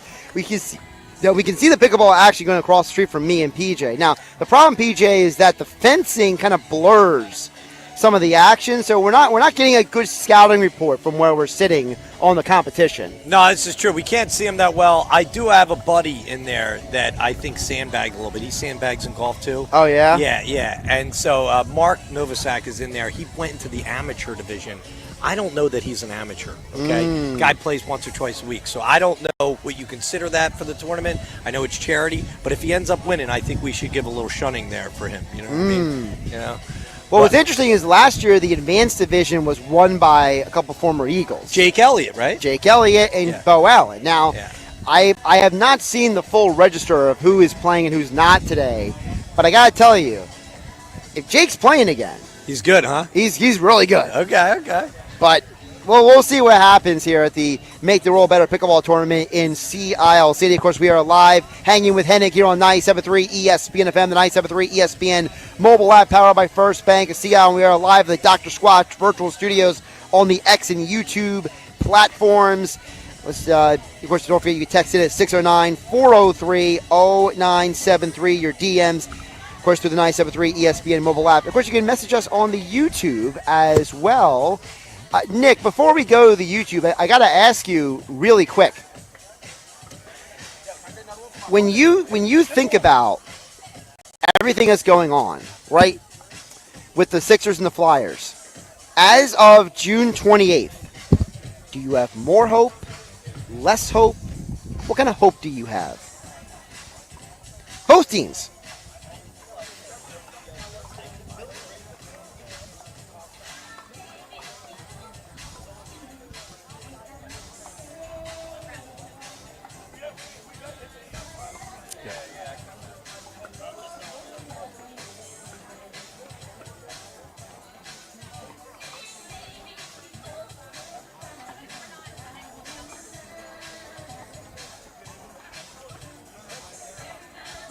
PJ? I would not say slight edge. I would say the Flyers have a significant advantage, even though they haven't played great and they have a long way to go. I would say that they are considered they're light years ahead of what's going to happen with the Sixers. And the reason I say that is because as long as we got Georgie Boy and Abito there, these guys are old. They're not at the peak of their career, and that is undebatable. We can all agree that we passed their peaks here, and so. You know, we got to find a way to get that salary over to somebody that's up and coming or is closer to their prime. You know what I mean? That's what we need. All right, I brought Alex on here. Alex has been helping me all day here down in Seattle. Okay, so I asked Nick and BJ the same question. Today's June 28th. After the Sixers and Flyers draft this week, do you feel better, worse, or the same about the team? Flyers definitely in a better spot, I would say. Yep. Sixers, I think you just got to move off the contracts, even though that's been like the gripe every Sixers fan has had for a while. But Flyers, I think Danny B and what Jonesy got going on there, they're setting this team up for success. They're going to try to get this new era of orange actually going in the right direction. And, you know, Martone, Nesbitt, I think these are promising pieces. Yeah, I think they're good. How do we feel about this? Some people thought the Flyers traded too high to get Nesbitt. Some people said that Nesbitt, you know, he could have slipped further down the draft. You trade with your division, your rival. Yeah, but he wasn't going to get to us. We wasn't going to get to the 22nd pick, no way. No, but you could have traded with somebody else. We could have possibly, yeah. But I think, look, there's somebody said, let me ask you this question. If the Pittsburgh Penguins were calling us to trade up, Are we answering that phone call, or are we just walking away from it? Well, that's a good question because, the Eagles have traded with the Cowboys and ripped them off twice in the draft. If you get the advantage, it's okay. If you get the other side of it, your fans are going to let you know for the rest of the their season. I'll add this to that point, is that if you like a guy so much and you have him high on your draft board and you have an opportunity to move up, even if it's a couple of picks higher than you like, then go for it. I have no problem with that. If you like a guy, like a guy, you think he's all right. We can go. We have a chance to go get him. We might have to give up a little more than we want. You got to go do it. I'm sorry. He might be worth more to us than it is to someone else as far as fitting the mold there. Yeah. I just think that there was a few guys there at the spot at 12 that could have been a better pick, but because of the Martone pick at 6, you go with a winger there. Where if you went Higgins, I think at 6. Possibly at 12, you could have went with a guy like Smith or a guy like Eklund. You could have gone in a different round. Yeah. Yeah. But after you make that pick, then it's like you kind of got to go with the center. Yeah. We got Alex here helping out with me here at the Make the World Better Pickleball Tournament in Sea Isle City. Nick Earnshaw back in the studio. Mr. Negadelphia, PJ Corda with me. Of course, we are here thanks to Zia Nicola Pizza of Sea Isle City. We are here thanks to Boxing Insider Promotions. Great event coming next month. The Tropicana Showroom in Atlantic City. Tickets on sale now for the boxing event of the summer season, July 25th. Also, yesterday's Creekside Tavern in Marmora, your sports bar at the Jersey Shore, and of course, live entertainment every single weekend. And don't forget about Klemic Performance Method, great supporters of Hanging with Hennig on 97.3 ESPN FM, the 97.3 ESPN mobile app, powered by First Bank of Seattle, live on the Dr. Squatch stream, YouTube, and the X platform. Coming up on the other side, NBA insider Brandon Scoopy Robinson joins me. We'll ask him his thoughts on the Sixers, the NBA offseason, and more right here on 97.3 ESPN. Unsportsmanlike with Evan Cohen, Chris Canty, and Michelle Smallman. If a person is on a date, is it proper protocol that if one person gets their food first, they have to wait for the other? Yes. I tend because to if agree. you're on a date, you're trying to make a good impression. You don't want it to be that you're selfish and you're not considerate of the other person. Because that's what you're doing if you eat before their food gets there. Wake up weekday mornings with Unsportsmanlike with Evan Cohen, Chris Canty, and Michelle Smallman on 97.3 ESPN.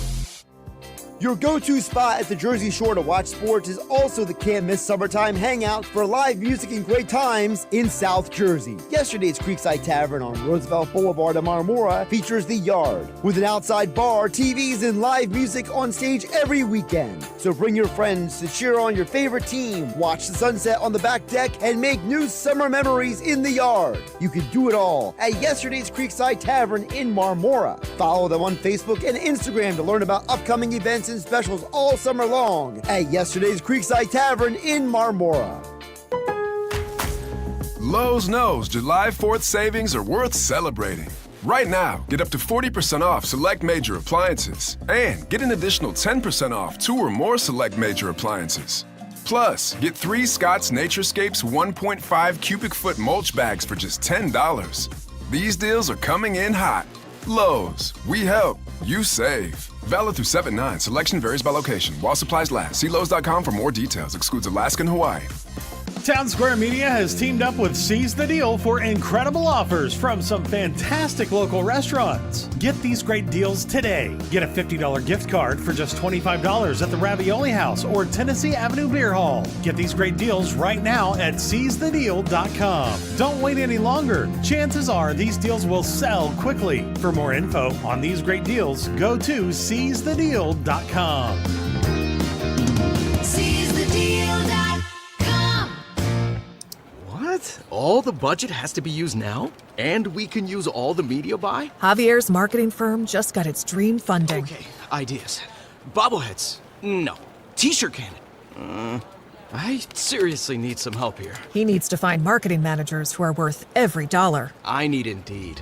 Indeed you do. Sponsoring a job on Indeed gives it a visibility boost so you can hire faster. Redeem your $75 credit at Indeed.com/credit. Terms and conditions apply. Flounder season is gearing up, and the one stop for everything you need is the bait and tackle shop at Utch's Marina in historic Cape May. Come to Utch's for a huge selection of flounder spinning and conventional rods and combos for the boat or the surf, with top name brands available like Penn, Tsunami, Ocean Max, Shimano, and more. Only at Utch's Marina, your home away from home at the foot of the bridge in Cape May. Check out the half off sale going on right now. Live bait, frozen bait, rods and reels, lures too. Visit Hutch's today. Bait and tackle shop open daily. Hey, if you have ugly yellow toe fungus, you got to hear about the secret 2-minute trick that I found for my husband. It works from both the inside and the outside. Thousands of people are using it to get rid of their toe fungus. You can check it out at crystalflush.com. Jake started off with a small spot on his big toe and then it spread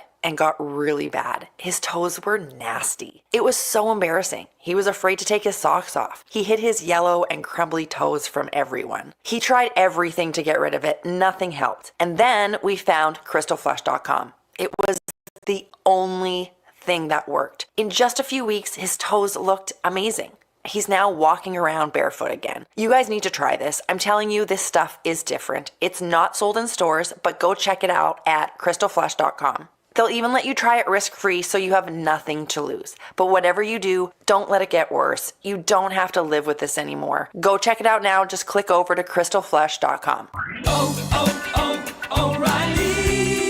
Check engine, ABS, or maintenance light on? Take the guesswork out of your warning lights with O'Reilly Veriscan. The service is free and provides a report with solutions verified by ASE certified master technicians.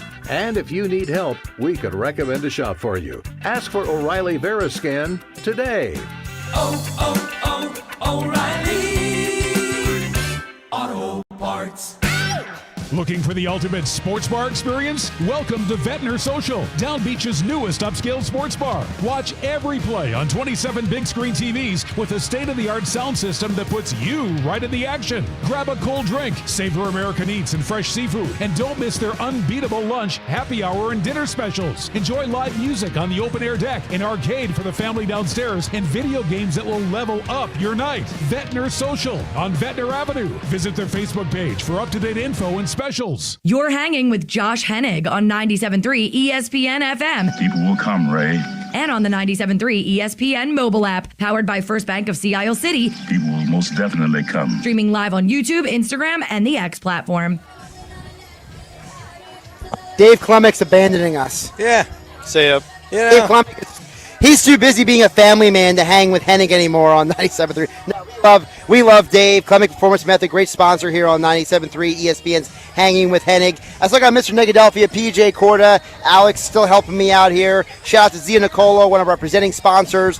Zia Nicola, the best pizzeria in Sea Isle City. I was just chowing on some meat lovers pie on the break there. By the way, is it pie or za? What do you say, PJ? I say pie. I mean, I don't know. You know, everybody's got their thing. You know what I mean? I think it's pie. I think. Yeah. Yeah, you can't go wrong calling it pie. Yeah, it's pie. Well, let's ask a man who is very, very cultured about many things, but he also is an NBA insider. Brandon Scoopy Robinson. Follow him at Scoopy on all social media. He's a friend of mine, and I appreciate him jumping on my new show here, Hanging with Hennig on 97.3 ESPN. My friend, how's life treating you?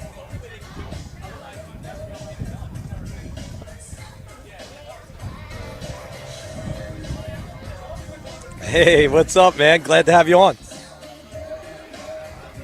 My friend, so I was talking before you came on.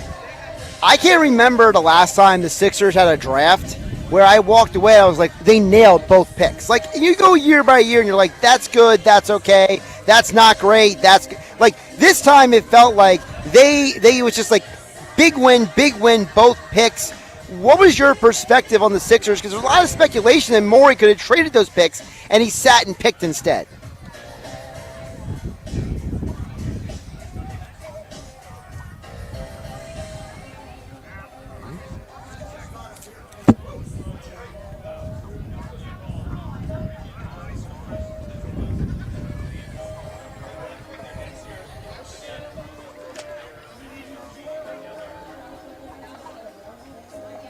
When you think about Edgecombe, to me, he looks a lot like the players that you saw, Brandon Scoopy Robinson, in the conference and NBA finals. These athletic, versatile guys who are willing to do whatever it takes to help a team win.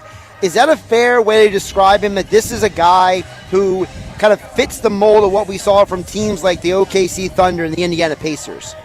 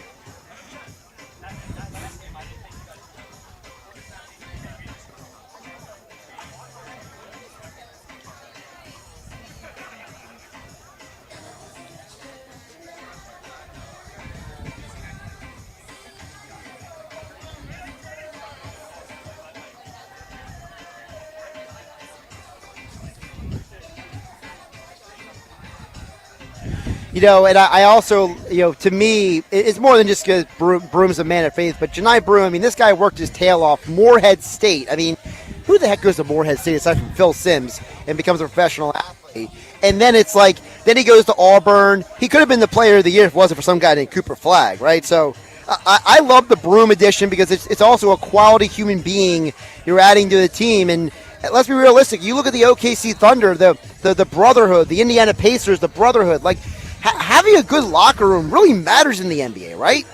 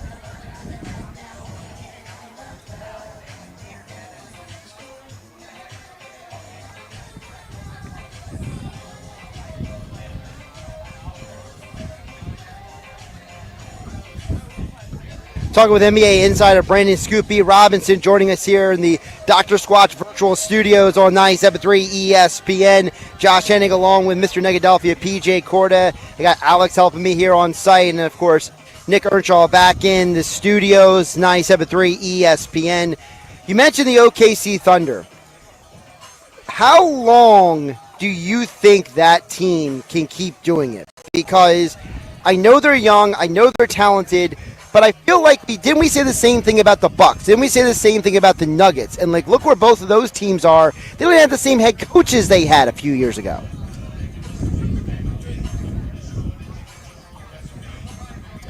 The OKC Thunder, do you think that they can, how long is their window to do this? Because the other teams that we thought could do this a long time weren't able to.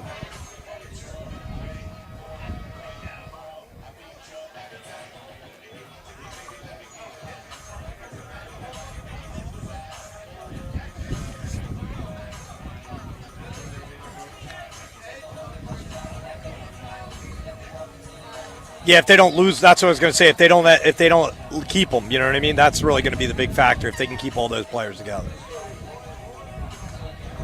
Yeah. Yep. Scoop, a couple more before I let you go here on 97.3 ESPN. What is the biggest storyline you're keeping an eye on this NBA offseason when free agency kicks off next week?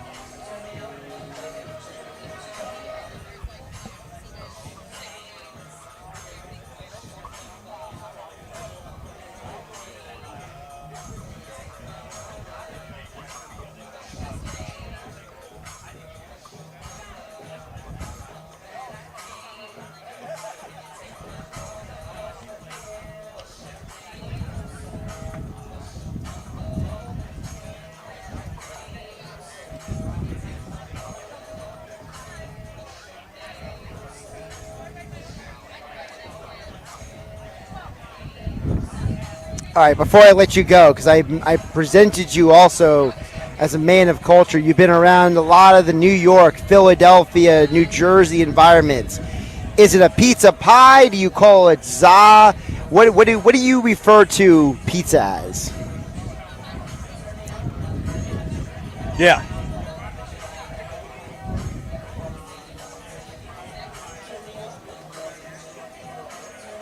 Okay. There you go. Okay. There it is, the consensus. Friend, NBA insider Brandon Scoopy Robinson, thank you so much for joining us today. I appreciate you. Follow him on X, on Instagram, all the platforms at Scoopy. Check out Scoopy Radio. Check it out on YouTube for all the great insider interviews. I loved your interview with Clarissa Shields. It was a great conversation you had. Keep up the great work, my friend.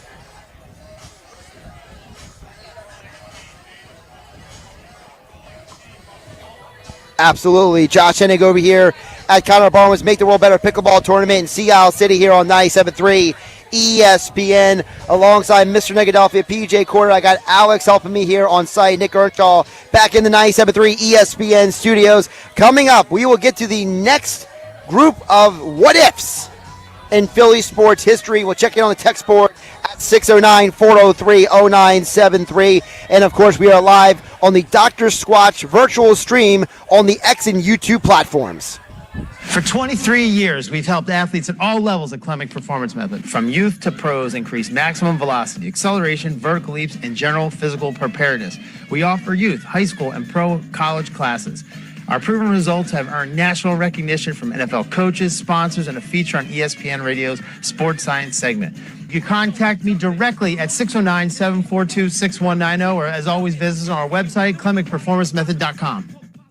It's the construction reduction sales event all month long at Matt Black Kia. Right now, put zero down with 1.9% APR for 60 months on every new 2025 Kia Sportage or Sorento in stock. Plus, we want your trade, any make, any model, even if you owe thousands more than it's worth. We'll even lower your current car payment or give you 2 years of free maintenance on any new Kia. That's lower payments, more peace of mind, and free maintenance at MattBlackKia.com. It's gotta be a Matt Black Kia. Call 215-703-8526 for details. KFC Phillips are back. 4 delicious meals for just $7 each. That's great news for everyone, except the driver in F1 the movie who only gets 2.5 seconds for a pit stop. 2.5 seconds? That's not enough time to indulge in juicy original recipe chicken.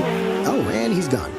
Creamy mashed potatoes, sweet pie poppers, and a medium drink? Well, the rest of us can take as long as we'd like to enjoy any KFC $7 fill-up. Then see F1 the movie starring Brad Pitt. Only in theaters June 27th. Rated PG-13. Prices and participation vary while supplies last. Taxes, tips, and fees extra. Progressive knows if you have to choose between everyday life and your RV, RV wins. What, are you going to take the RV to the lake or clean out your closet? RV wins! Putting the dishes away or taking the RV camping? RV wins! Cleaning the fridge or taking a trip to the beach? RV wins! You might want to clean the fridge real quick because, mold. We clean out the fridge, then take the RV out. With Progressive, you can bundle your RV with your home or auto and save with a discount and spend more time enjoying those savings in your RV. Progressive Casualty Insurance Company, affiliates, and other insurers not available in all states and situations. South Jersey is famous for its family attractions. Gateway 26, the largest merchandise casino and arcade on the Wildwood Boardwalk. Come play at Gateway 26. 26th Street and Boardwalk in Wildwood, where the fun never stops and the prizes are waiting. And check out the range, Route 9 in Claremont, just outside Sea Isle. Bring the family for mini golf, driving range, batting cages, trading card store, ice cream, and an arcade. Visit seizethedeal.com for incredible savings on these family entertainment deals. In a world parched for excitement, one drink will emerge. Twisted Tea, the refreshing thrill ride of flavor. Recreating its classic role as the hard iced tea that goes down smooth. Twisted Tea doesn't just taste like real iced tea, it's made with real brewed tea and a 5% kick of alcohol. Taste the adventure with Twisted Tea Hard Iced Tea. Keep it twisted. Twisted Tea Brewing Company, Cincinnati, Ohio. Please drink responsibly. Change is always happening. It's part of life. And when it comes to music, change is all around us. Songs are rewritten. Classics are remixed. Bands and artists come and go. Even our taste in music changes. Here at Xfinity, we know there's still good in keeping some things the same. That's why we want to do our part with a 5-year price guarantee on our internet. It means no matter what changes, you get 5 years of the most reliable Wi-Fi with our best equipment included for a price that stays exactly the same. Surprised? Life is full of them. One internet price, 5 years, guaranteed. Learn more at xfinity.com/deals. Restrictions apply. New residential customers only. Taxes and fees extra and subject to change. Most reliable Wi-Fi based on Open Signal Awards USA. Fixed Broadband Experience Report, August 2024.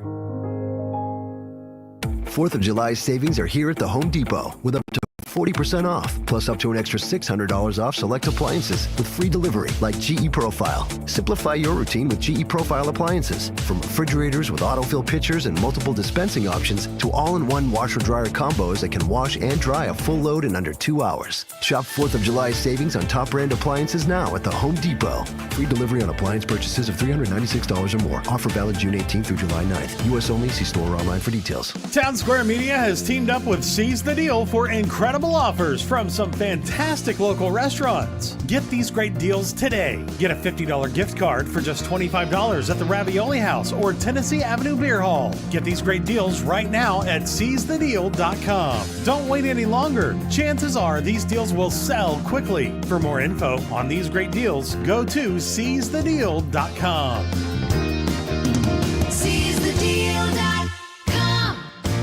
Now back to Hanging with Hennig on 97.3 ESPN FM. Boy, that escalated quickly. And on the 97.3 ESPN mobile app, powered by First Bank of Sea Isle City. I mean, that really got out of hand fast. Streaming live on YouTube, Instagram, and the X platform. We are live here at Connor Barwin's Make the World Better Pickleball Tournament in Sea Isle City. We want to thank our great sponsors, Zia Nicola Pizza, the best pizzeria in Sea Isle City. We also want to thank my great sponsors such as Boxing Insider Promotions, the boxing event of the summer season. Don't forget, undefeated South Jersey heavyweight Bruce Seldon Jr. in action next month, Friday, July 25th. Tickets on sale now at Ticketmaster.com, as well as one of the WBC Bantamweight belts will be on the line next month. Of course, yesterday's Creekside Tavern in Marmora, the official sports bar in South Jersey of Hanging with Hennig on 97.3 ESPN. Klemic Performance Method, all of their support for the show. And, of course, we are live in the Dr. Squatch Studios. YouTube, X. Guys, let's get back to the what-if list. It's a good thing Alex is here because I think Alex has something to say about this next what-if. So let's just run down the what-ifs we've already hit on really quick. Number 15, what if the Phillies didn't give Scott Kingery that big contract? Number 4, Sixers didn't draft Jahlil Okafor. Number 3, if the Flyers would have won Game 1 of the 2010 Stanley Cup Finals. Number 12, what if Ryan Howard doesn't tear his Achilles tendon at the end of the Cardinals series of the NLCS, so the NLDS. Number 11, what if Markelle Fultz never sustained his shoulder injury? And the last one was number 10, what if the Eagles defense didn't choke or collapse in the second half of Super Bowl 57? Number 9 on my list of the greatest what-ifs of the last 15 years in Philly sports. Full list at 973ESPN.com, by the way. What if Nolan Patrick was worth being selected second overall by the Flyers? Now, hear me out. I understand. There's some revisionist history with this pick, okay? I understand. Back then, it was either Nico Hirscher or Nolan Patrick. Those were the two. I get it. But there's a lot of speculation that a lot of Flyers scouts wanted Cole Makar, but Ron Hextall said, I want Nolan Patrick. Well, Nolan Patrick didn't work out for a couple of reasons. One, apparently he has a migraine disorder that runs in his family, and for a guy who sustained multiple concussions, that doesn't help. He only played 197 games over the course of 4 years with the Flyers before they dumped him on the Vegas Golden Knights. Now, there's a lot of speculation, but the reality is that you could argue the best player to come out of that draft was 4 and 5. Cale Makar and Elias Pettersson. The Flyers scouts wanted Makar. Hextall said, Nolan Patrick, it has to make you wonder if they would have drafted Makar and listened to the scouts. How different would the Flyers be right now, boys? I mean, it might help. I don't know if it was going to make the break or I said it might help, but I don't know if it's going to make or break what had happened. We could look back at a lot of picks and think that it would have improved us, but I think it was one of those things where sometimes you got to go with your gut, and I think Hextall maybe didn't make the right decision there for sure. Well, it's part of the reason why Ron Hextall got ran out of town because of that pick. Yeah, I mean, I don't know if Ron ever should have been there. Also him and being that, I mean, I don't know if you guys have ever read those stories about him being a dictator behind the scenes and, like, telling guys what they should or shouldn't eat and, like, basically like walking into like the cafeteria and like yelling at guys. Like the guy was a bit of a nut job. He was a loose cannon. I don't know if you ever saw some clips of him where he two-handed his goalie hockey stick to somebody's back. He was kind of a maniac when he played too. So it doesn't surprise me that he was like that when he got in there. Sounded like Chip Kelly on the ice. yeah, exactly. Nuggets, your thoughts? This one's a tough one. It's because the way everything ended. He had to retire early. That whole thing. You can't plan for that. But Hextall made the wrong decision with that pick. It's clear as day. That's why, like you said, Josh, he was run out of town. It was mismanagement by the Flyers has been something that's gone on for years and years and years. And hopefully, the new change of the guard, new draft picks, they made the right decision this year. Alex? Patrick, I don't know. I always say I would never fault an organization for going, if every draft board, every mock board, Heishier 1, Patrick 2. Yep. That was the direction they were going in. And that's the direction I think any other team who had the number 2 overall pick, that's what they're doing. That's the way they wrote it. Now it just turns out that Kel McCarr went 4 and he's arguably the greatest defenseman of our generation. So looking back on it. Yeah, looking back, hindsight is something to look on. But yeah, obviously he's not even in the league anymore, so it doesn't work. But he was a big body centerman. When he was with Brandon with the Wheat Kings, he was a stud. Oh yeah. I think without the injury history, that would have been a knocked out of the park pick. Yeah. Yeah, and it's tough because, like I said, if we could have a crystal ball and predict the future, we would be much better off. That is true. Number 8 on the what-if list of the last 15 years of Philly sports. I actually personally would have this higher, but I was trying to be objective with this list. Okay. This is actually one of my favorites. Okay. What if the 76ers didn't accept the hostile takeover of the Colangelo family? Because realistically... They'd have a title. Let's go back. The Colangelos never won a championship, okay? The Colangelos never won a championship, okay? Let's get that clear, all right? Here's what happened. I get it, the Sam Hinkie process, it took too long. The NBA was impatient. The NBA wanted Jerry Colangelo to mentor or help or whatever he was doing with Josh Harris. But it's Josh Harris's team. Josh Harris should have said, look, man, I spent a lot of money on this team. I spent I want to run this team a certain way. But instead, they let Colangelo come in, tell Sam Hinkie what to do. Oh, I'm going to hire my son. Nepotism at the highest order. It's like the mob came in and took over the organization. Sam Hinkie writes a manifesto when he resigned. Colangelo blows half the picks. I still don't know why he signed Jerry McCain to $27 million. And let's be realistic. Anyone would have drafted Ben Simmons first overall that year. He was a consensus number 1 overall pick. It traded to Markelle Fultz. And then your wife is on Twitter arguing with people on burner accounts, and you get run out of town. And Jerry and Brian have never apologized for what they did to the Sixers organization. They took something that, I get it, a lot of people were not a fan of the process. But the Colangelos made it worse, and Josh Harris and the Sixers let them have a hostile takeover and run the organization. And frankly, if it wasn't for Elton Brand, what he did when he came in afterward, we'd probably be worse off now. Which is hard to imagine. But, yeah. No, for sure. But I don't feel bad for Josh, though, because I still think it's a little it's just unheartening to me to have him own the 76ers. I'd rather see it owned by somebody that's in the city and cares more. And you could tell by the way he runs it, he's running it like it's a business. And that's what happens when you leave the opportunity to someone else to give that the control. He shouldn't have done it, So he has to pay the consequences, and he did. He is paying it right now. Yeah. Nuggets? I could spend another hour on this. This was one of the most colossal mistakes and takeovers in Sixers history. They set this team back. The burner accounts. The fact that Hinkie could not follow through with the process. I understand it was taking a little bit long, but the fact that the NBA and Adam Silver had to step in and put their Colangelo just nonsense into this, it set the Sixers back. It ruined kind of what they were trying to build. Colangelo made colossal mistakes. I could go on and on and on. Josh Hennig on Hanging with Hennig on 97.3 ESPN, along with Mr. Negadelphia, PJ Corda, Nick Earnshaw back in the studio. I got Alex here helping me out with setup and breakdown here in Sea Isle City. Of course, we want to thank Sea Isle Spiked Iced Tea for the tent over our heads. Of course, made with real tea leaves, no fancy, crazy ingredients, no bubbles that you're going to choke on when you're drinking it. It's just a great drink, only 5% ABV, and of course, you can get it in 8-packs, 2-packs, flavors. Everywhere you go, your liquor store, go and get the one and only Sea Isle Spiked Iced Tea. Have the banner over us, the tent over us as the I had to turn my hat around. The sun's getting a little warm on my neck over here as we get to number 7 on the what if list. Now, PJ and Nick, I want you guys to both let Alex be the first to comment on this. Okay? A lot of pressure. Number 7. What if the Flyers don't trade away Bobrovsky and overpay for Ilya Bryzgalov?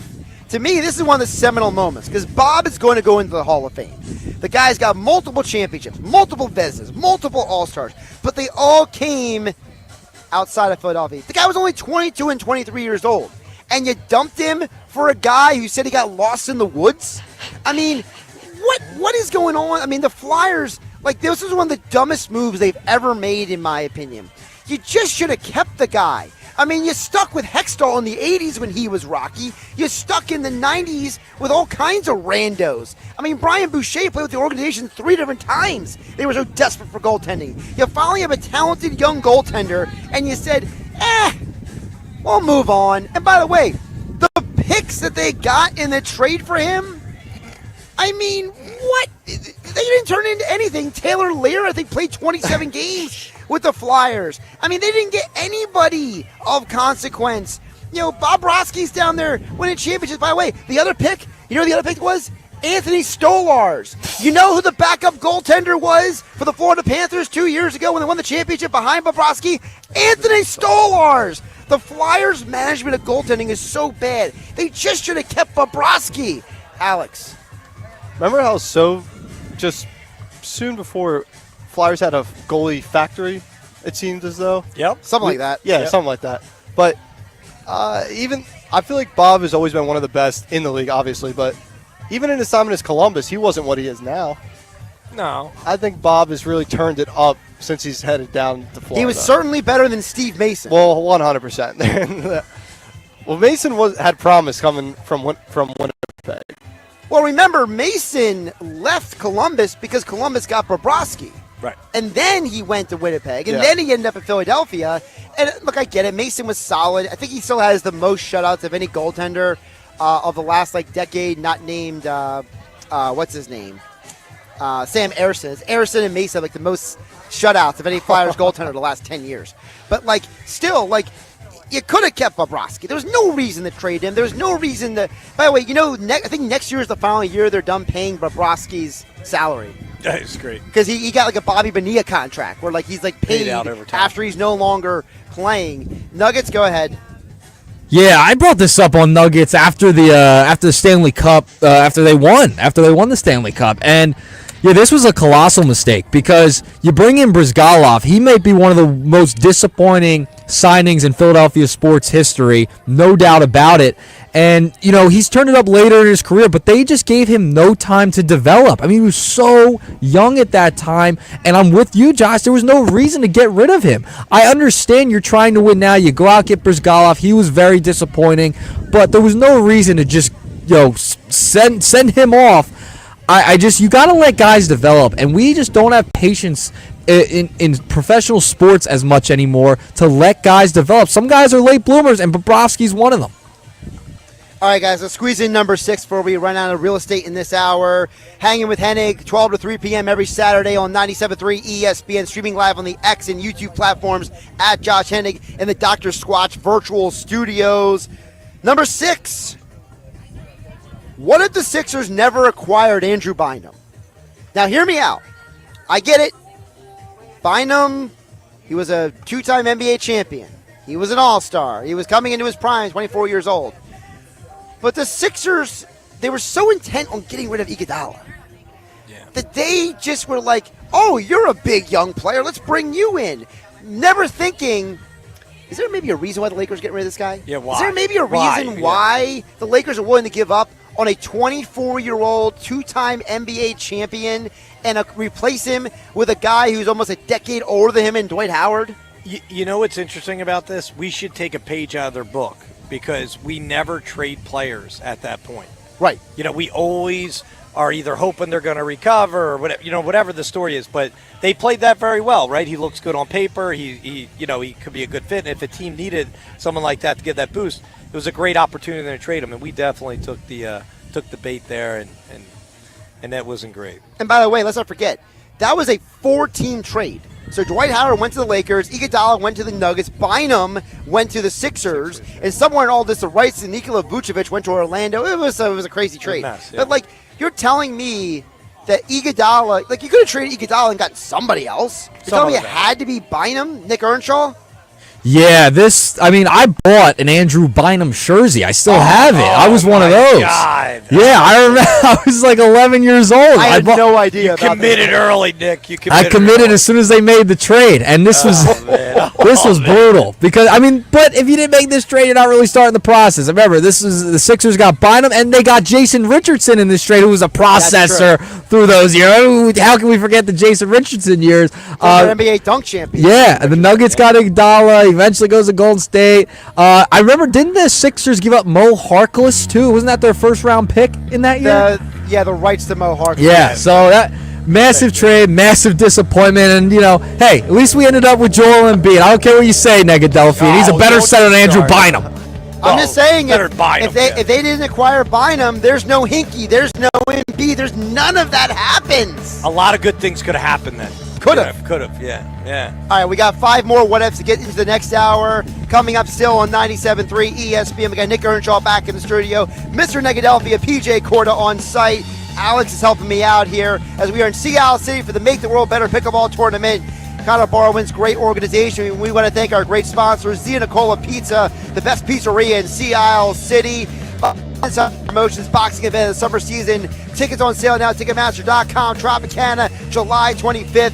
Yesterday's Creekside Tavern, your favorite sports bar in South Jersey, and Klemic Performance Method of Egg Harbor Township.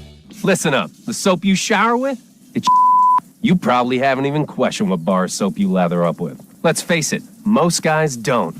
But now you can upgrade your shower game with Dr. Squatch Natural Soap. I'm talking about natural, nourishing, cold-pressed, hand-cut soap for men. Men who use their hands. Men who build things. Men who catch foul balls without spilling their beer. You won't just smell good either. Your skin will be healthier and more nourished. We make our soaps with natural ingredients from the earth. Ingredients like oils, plants, goat's milk, Greek yogurt, oatmeal, shea butter, and citrus. Turn your shower game up to 11.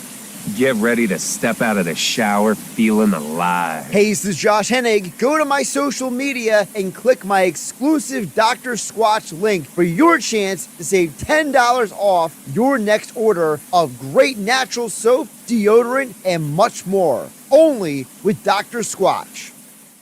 Looking to shine this summer? It's the event you've been waiting for. Robert's Fine Jewelers in Northfield is holding their annual half-off sale next week, July 8th through the 12th. For 1 week only, everything in the entire store will be half off. That's right, half off stunning diamond rings, diamond necklaces, diamond earrings, and so much more. For 5 days only, treat yourself or someone special to timeless luxury at unbeatable prices. Only at Robert's Fine Jewelers. Shop with interest-free financing. Robert's Fine Jewelers. When it's half off, it goes fast. RobertsFineJewelers.com. Whoa. More fiber? What? Down here, buddy. It's me, your spoon. Constipation with belly pain still coming back? Yeah. Talk to your doctor. It could be irritable bowel syndrome with constipation, or IBS-C, but Linzess could help you get ahead of it. Linzess linaclotide is a prescription medicine that treats IBS-C in adults. It's not a laxative. It's a once-daily pill that helps you get ahead of your symptoms. It's proven to help you have more frequent and complete bowel movements and helps relieve overall abdominal symptoms, belly pain, discomfort, and bloating. These symptoms were studied in combination, not individually. Do not give Linzess to children less than 2. It may harm them. Do not take Linzess if you have a bowel blockage. Get immediate help if you develop unusual or severe stomach pain, especially with bloody or black stools. The most common side effect is diarrhea, sometimes severe. If it's severe, stop taking Linzess and call your doctor right away. Other side effects include gas, stomach area pain, and swelling. Talk to your doctor and say yes to Linzess. Learn more at linzess.com or call 1-800-LINZESS. Hello, I'm Dave, branch manager with Viking Pest. For over 40 years, Viking has been your shield against pests. Now, we're leading the charge with Viking Green, our eco-friendly, low-impact pest control solution. Protect your home with Viking. Visit VikingPest.com to learn more. Home of the Philadelphia Eagles. They got him again! Sixers. Bang! It's good! Ball game! And Flyers. Tipped in front of the net! 97.3 ESPN. WENJ. WENJ HD. Millville, Atlantic City. A Town Square media station serving all of South Jersey. This is Hanging with Hennig. I have friends everywhere. On 97.3 ESPN Radio, South Jersey. In New Jersey. Am I right? Yeah. Live feed on the 97.3 ESPN mobile app, powered by First Bank of Sea Isle City. It seems to run on some form of electricity. You're not wrong. Streaming live on YouTube, Instagram, and the X platform. The internet is a communications tool used the world over where people can come together. Now, here's your host. He's not gone. That's the whole point. He's never gone. Josh Hennig.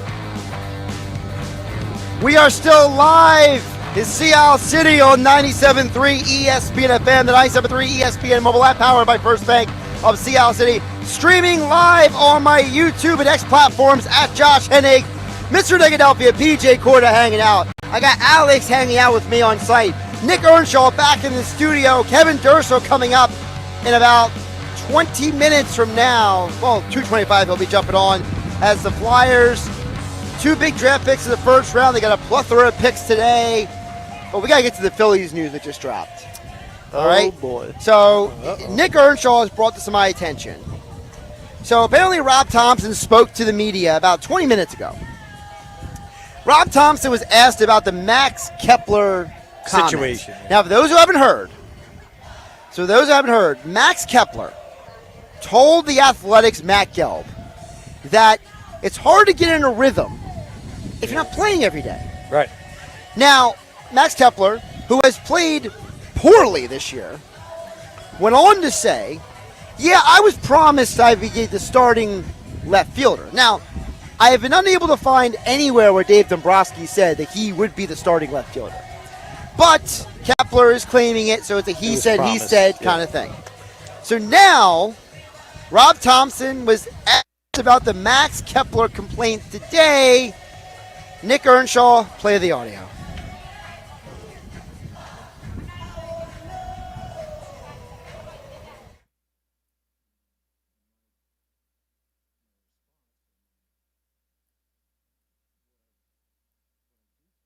Is if you think that by having a day off it's going to ruin your rhythm, well, it probably will.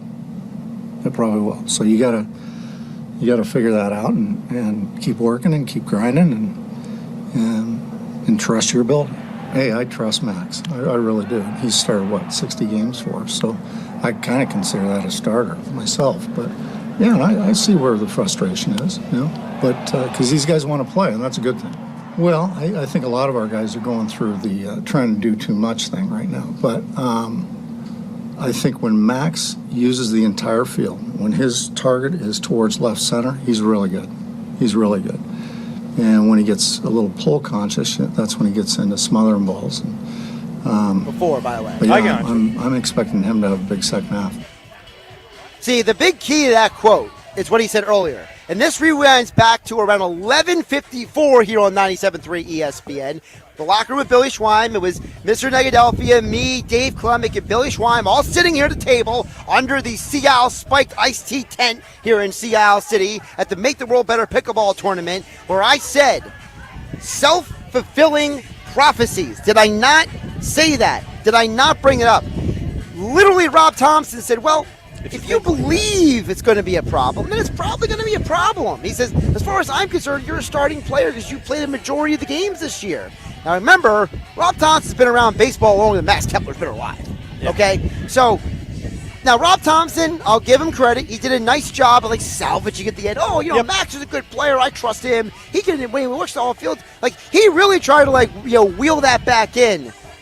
But guys, I'm telling you right now, Max Kepler, he has a one-way ticket out of Philadelphia, and I don't think it's just at the end of this year. I think they need to dump this guy. They need to erase him like they did with Merrifield last year, right? And they just got to admit this didn't work. He's not happy. Let's send him somewhere where he can get more playing time and he can leave us alone. Nick Earnshaw, what say you? Yeah, for me, I hated this move when they signed him. I mean, I see where he's coming from. It's the he said situation, right? Like, all right, if he was promised that he's a starter. Now, Rob said 60 games is, everyday player. It's not. I mean, it's not. 60 out of 81 is not every day. I'm sorry. 90% of the games it's not literally every day. It's not literally every day, Nick, but it's what he's saying is that as a general principle, if you're playing a majority of the games, you are in the realm of an everyday player. But he's not. You said it. In the realm. He's not an everyday player. He just hasn't been this year. He's been there most of the time, almost every day left fielder. All right, whatever. But this was a bad move from the start. They should have never, ever signed Max Kepler. You didn't need another left-handed bat. It made no sense. He's in his 30s. He hasn't had a lot of power since early 2019 before COVID. And Dave Dombrowski has failed to sign a bat in the outfield. He just has not done it. And if you look at Whit Merrifield retired. You saw what he said the other day. And now you have Max Kepler, who just does not fit this roster. It was funny. But he just doesn't fit this roster. The move made no sense. And it's not working out for anybody. No. Yeah, I think Max does a better job on another team because then maybe we could play against them and he can bat 200 for them. And so I don't care that he, to me it sounds like excuses, right? Someone's not doing well and they're complaining about the time that they get or the rhythm. You can make a million excuses, but that would be the same as a Embiid saying that he doesn't play well because he only makes half the games. I mean, you're in the game. If you don't play well in the game, I don't think it has anything to do with rhythm or anything like that. Now, if you are able to move off Kepler, he would probably have to be a part of a bigger deal, right? Because I don't think you'll get nothing. You'll get nothing back from Max Kepler. Nothing. That was my question. Well, you're not getting anything back for example, if I'm using this as an example, if you wanted to dump, Otto Kemp in a trade, or you wanted to throw in any of these guys. Hit his first home run last night, by the way. That's cute. Okay, I don't care. The reality is that this team needs hitting, right? Last night, I get it. Taryn Hatcher told us earlier today on 97.3 ESPN, was joining us 12 o'clock hour. She said, look, it's hitting season until it's not hitting season, right? Yep. So, but when it's not hitting season anymore, who's stepping up, right? And someone, I don't know if anybody on this team is going to step up, guys. So to me, if you find a way, okay, and I hate putting it this way, to me, there's only two untouchables in the minor league system. Everybody else is tradable. So to me, if you have a team that looks at your number 5 prospect, Eduardo Tatis, an 18, 19-year-old catcher who's not going to come up to the big leagues anytime soon, and you have a team that's like, hey, man, we really like that Tatis guy. Or, for example, Rincones, right? Rincones, he ain't playing ever at the major league level. He's blocked from 20 different positions, right. Okay? Anybody in that top 10 who's not Andrew Painter, who everybody who knows more than me says he's the next whatever. I can't wait to see him one day. Okay, and Aiden Miller, who they say is the best Phillies prospect since Mike Schmidt, they say. Okay, don't trade those guys. Right. Everyone else is worth a conversation. And then, if you're calling a team that is like, hey, we could use an outfielder just to get some at-bats the rest of the year, throw in Kepler. I don't care. Just get rid of him. I don't want anyone on this team who is going to be a problem. And to me, when you air out your grievances in public, that means you are a problem. Yeah, I mean, he's a problem socially. He's a problem because he's striking out 4 out of 5 times or not getting on base 4 out of 5. I mean, there's a lot of problems with him. Having him off the team isn't going to hurt us. I can assure you that. Well, that was my question. If there's a deal that's going to be set in place and then the other team says, we just need just a little bit more, just the next. Is Kepler even that guy to where you can push it? No. That's the problem. But for example, a lot of people have talked about the Pirates, for example, because the Pirates are a team. They got the name's Santana, right, Nick? The righty. Yes, correct. Yeah, Santana. He's a 30-year-old righty. He's really good actually, but he'd be a guy to help with the depth, right? And you went to the Pirates like, look, I need a right-handed bat. Would Andrew McCutcheon be willing to waive his no-trade clause, come back to Philadelphia, right? So now you got a legitimate right-handed bat to play some left field part-time. And then the Pirates are like, well, what are you giving us? And we're like, well, I'll give you a Taillé. Okay, great. I got a catcher prospect. What else can you give me? I'll give you Rincones because he's never going to play for us. Okay, cool. Can you give us something else? And it's like, you want to take Max Kepler off our hands? Well, we need somebody to play McCutcheon out of the lineup. Like, that's the kind of deal. Throw him in, yeah. Exactly. Yeah. Nick? Yeah, I mean, listen, with the Phillies, I mean, Kepler would be like an addition to the trade. I mean, same thing with Marsh. The problem with the Phillies is their platoons are not working. The center field position, not great. I mean, Marsh has been better as of late, fine.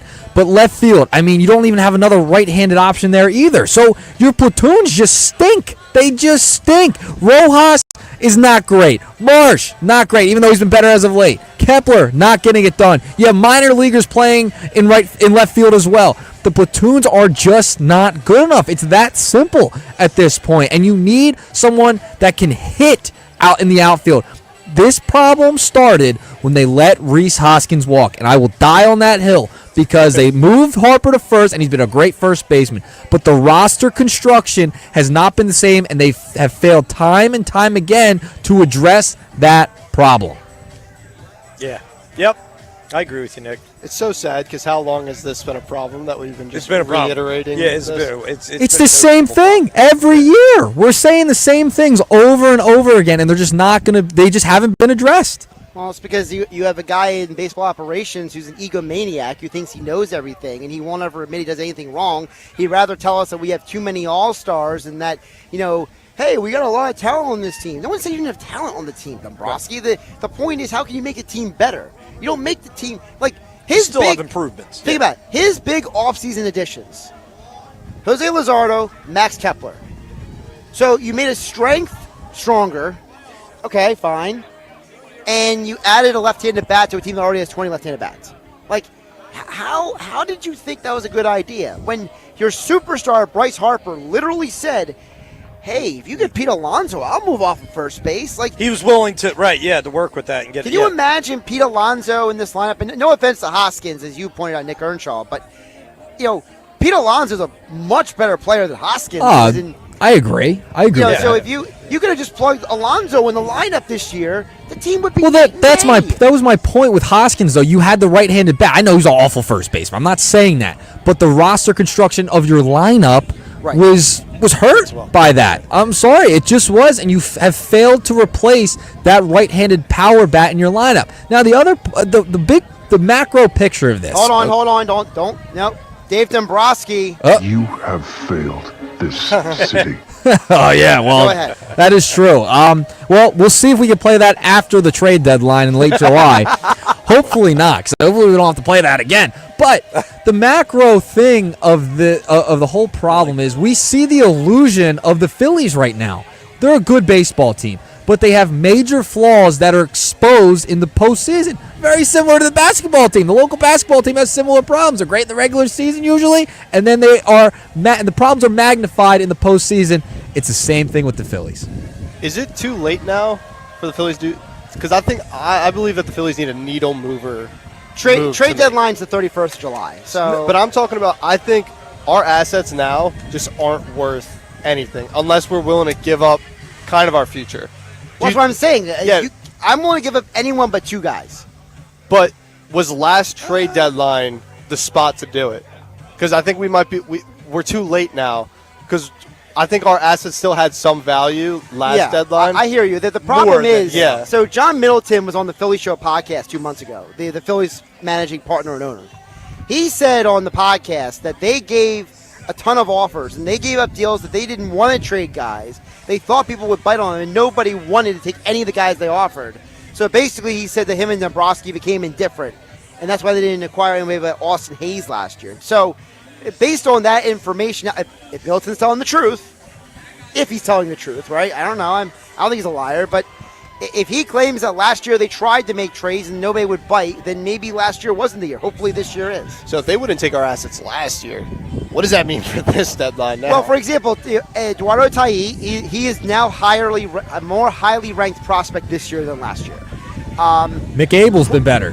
Mick Abel's a proven commodity now, at least. At least you know what he is. You know what you're getting. You at least know that you have a bona fide guy who can start in the big leagues, and that maybe a team can look at him and be like, it's kind of like the whole quarterback argument. A coach says he didn't work with that team, I'll work with my team. Someone can grab. Could fit him in. Yeah. Because Mick Abel's problem right now is, and they brought this up. Ruben Amaro Jr. did. I'm not sure if it's mechanics. I agree with Ruben Amaro, or if it's mechanics, or if it's like how he's holding the ball. But he's having trouble getting the ball down in the zone. And so if he can't get the ball down in the zone, he's going to keep giving up home runs. And so if he keeps giving up home runs, he's not going to be as valuable of a pitcher. He's going to turn into John Lieber long term. So instead of being like a really good pitcher that he's expected to be. So, but maybe there's a team that says, hey, the Phillies couldn't get him to do it, but we can get him to do it. So that's certainly a possibility. I'm definitely not against that. To me, I think that the guys last year have more value this year, Alex, because of the fact that, you have some guys who are more commodities. And let's be realistic. If I'm the Phillies and I'm calling teams and I'm saying, no Painter, no Miller, who do you want? You got the whole menu. Pick somebody, pick anybody. Like, to me, if that's not a conversation starter, then people are not negotiating in good faith. Maybe some of these teams are just run by idiots or jerks who don't want to negotiate with the Phillies. I don't know. I don't know all the inner working relationships. There's always that story of how do people keep making trades with Howie Roseman because he's fleecing everybody, right?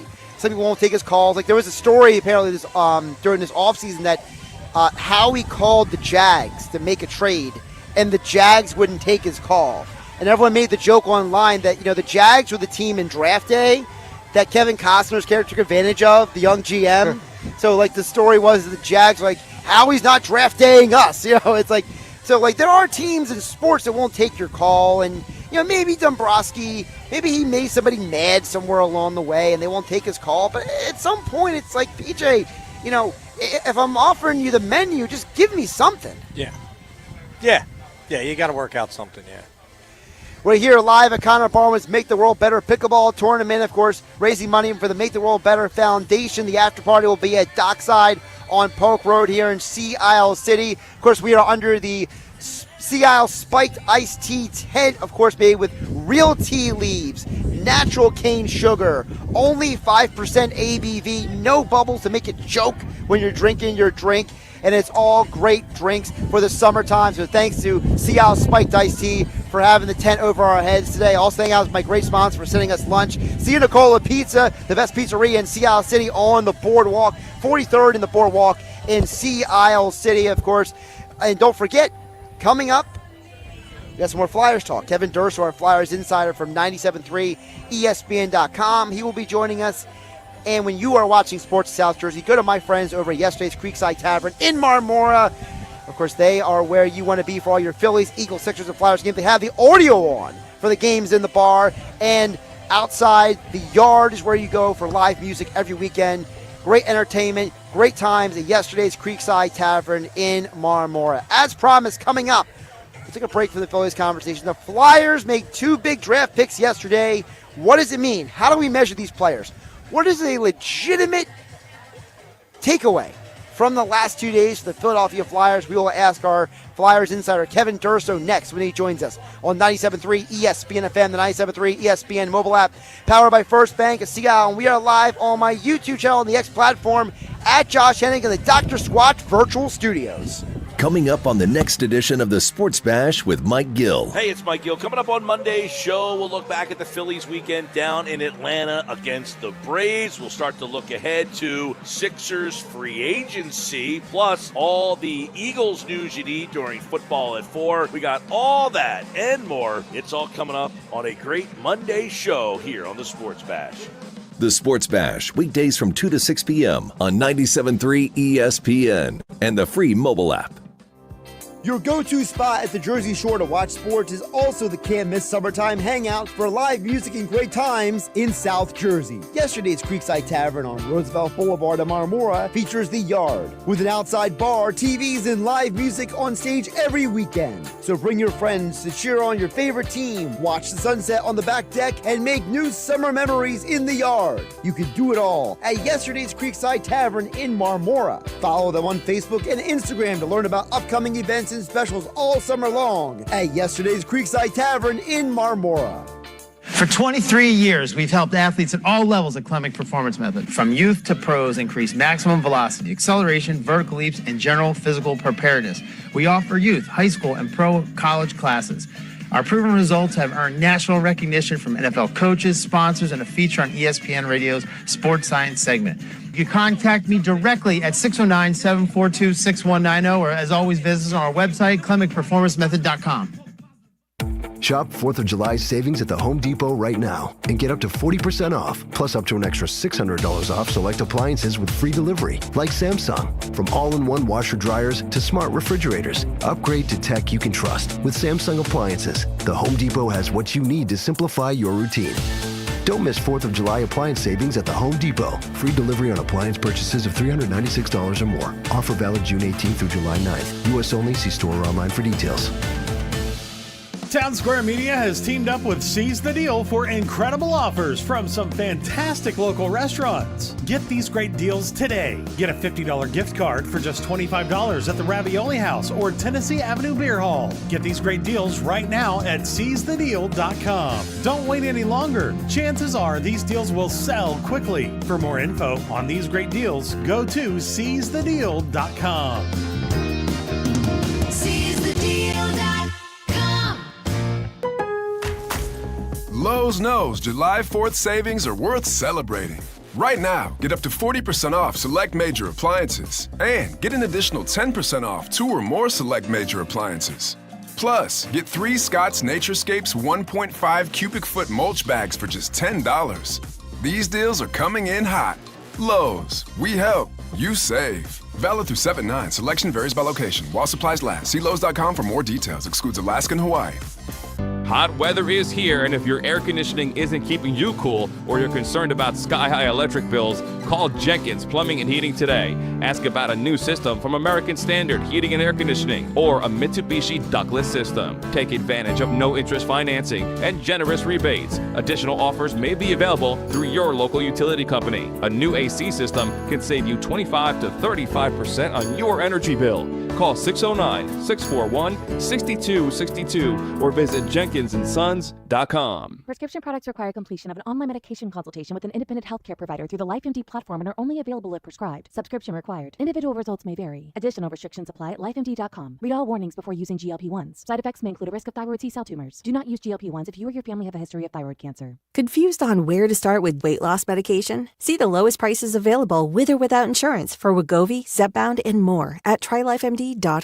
95% of LifeMD patients said starting their weight loss journey was simple. Listen to Tara's story after losing 42 pounds. You just take your shot. It doesn't feel like you're on a diet. What I wasn't expecting it to do was to shut off the food noise. I had gone from 237 to 195. This was life-altering, and if I can do it, I feel like anybody can do it. Get your free insurance benefits check in minutes right now at TryLifeMD.com. Nearly 96% of patients said they would recommend the LifeMD program to anyone who wants to lose weight. Get started right now at TryLifeMD.com. That's TryLifeMD.com. Breaking news for the people of Boomtown. With Xfinity Mobile, the Wi-Fi is booming at home and on the go. And an upgrade storm's on the way. That's right. And with Xfinity Mobile Premium Unlimited, you can upgrade your phone when you want, up to 2 times a year. Now, once customers catch wind of the guaranteed new device discount, it'll be the biggest upgrade storm in history. Wow. Let's hear from our weatherman on the scene. How's it looking out there, Rick? Well, Bill, the Wi-Fi is still booming.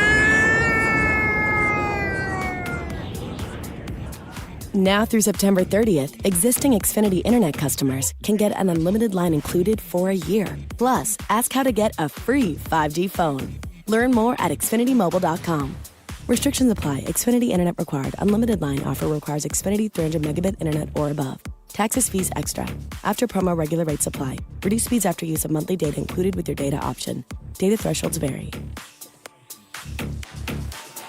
The seafood, extraordinary. The value, tremendous. The sunsets, on the house. It's Yuri's Waterfront Restaurant. Dine indoors, on the deck overlooking the bay, or watch the game at Sliders Bar with a new baseball-themed sliders menu. Enjoy delicious seafood, including Yuri's famous all-you-can-eat crabs, tropical summer cocktails, and daily specials. Yuri's has a kids menu and an arcade. And next to Yuri's is the Boathouse Restaurant. 2 great ways to experience the Jersey Shore's best waterfront dining. Yuri's and the Boathouse at the foot of the bridge in Wildwood. You're hanging with Josh Hennig on 97.3 ESPN FM. I want my picks back, and I want David Putnam. And on the 97.3 ESPN mobile app, powered by First Bank of Sea Isle City. I want all my picks back, and I want David Putnam just because I feel like it. You're out of your mind. Yeah, I am. Haven't I proved that already? Streaming live on YouTube, Instagram, and the X platform. Maybe I am nuts because I am broadcasting for 5 hours today on 97.3 ESPN. Josh Hennig along with PJ Corda as we are live at the Make the World Better Pickleball Tournament in Sea Isle City. Kevin Durso is our Flyers insider over at 97.3 ESPN.com, and he's joining us right now on 97.3 ESPN. Kevin, welcome in. I know you've had a busy couple days here. How's it going, my man? All right, Nick, you're going to have to turn Durso up because we cannot hear him. Go ahead, Kevin.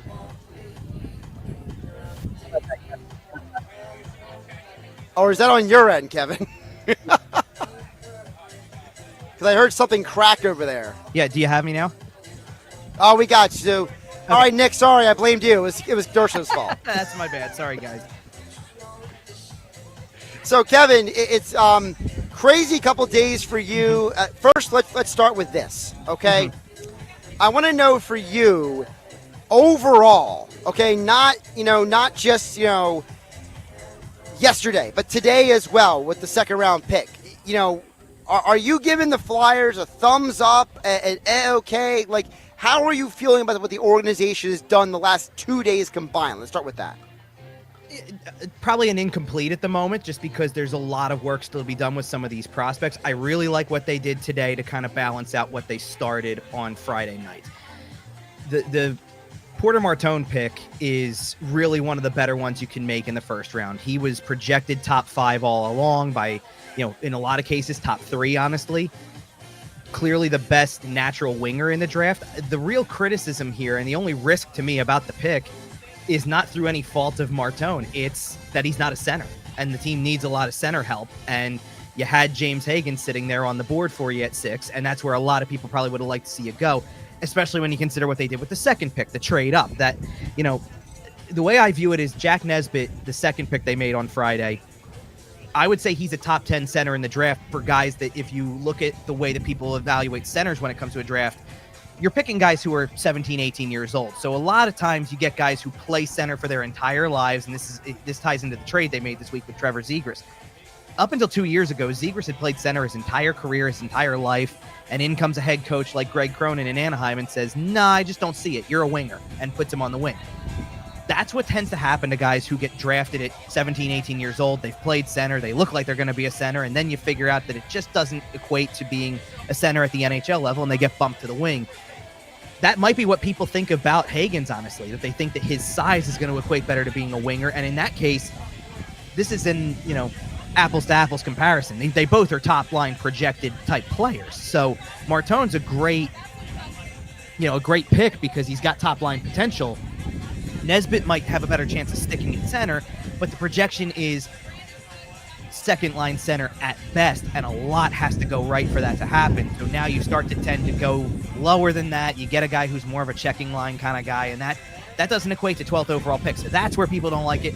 That said, I think what they did in the second round today makes up for it a lot. They got a lot of good value with some of the picks they made. I really like the decision to trade back from 36 to add another pick in the second round again, to kind of go back to what they had at the start of the week, that they had 4 second round picks.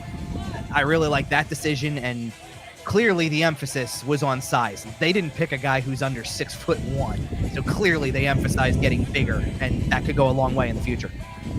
So with that being said, because we kind of made this analogy, Kevin, earlier about the NBA Finals, that the Sixers were drafting guys kind of fit the mold of what OKC and the Pacers like to do. So are the Flyers looking at teams like the Panthers and teams like the Lightning and the Avalanche and the other top teams in the league and saying there's a certain style the teams are winning with and that's who we're drafting? Or is there a philosophy coming from Briere, Tocchet, and Jones that's being executed here? A little bit of both, because the picks definitely reflect a Rick Tocchet style team, no question about it. The reason why I'm calling it both, though, is because when Porter Martone got drafted by the Flyers, the first comparison that comes out for him is Matthew Tkachuk. So take a page out of the Florida Panthers book, add some size to the picture here, and I don't see anything wrong with that. They were already kind of an undersized team to begin with, and they've made picks that reflect it. Jet Lachenko last year, smaller guy at center. Matvei Michkov, super skilled, but smaller guy, and they kind of need some size around him. You know, I texted with you last night, Josh, and kind of told you Martone fits into a top-line mold here, and I don't know that Zegras is going to be the long-term, hey, he's a 1C kind of guy. I still think they're looking for that 1C, and that's why a lot of people wanted Hagens over Martone, and I think that once people see Martone play, they're going to change their mind about that and at least really like the pick for what he is.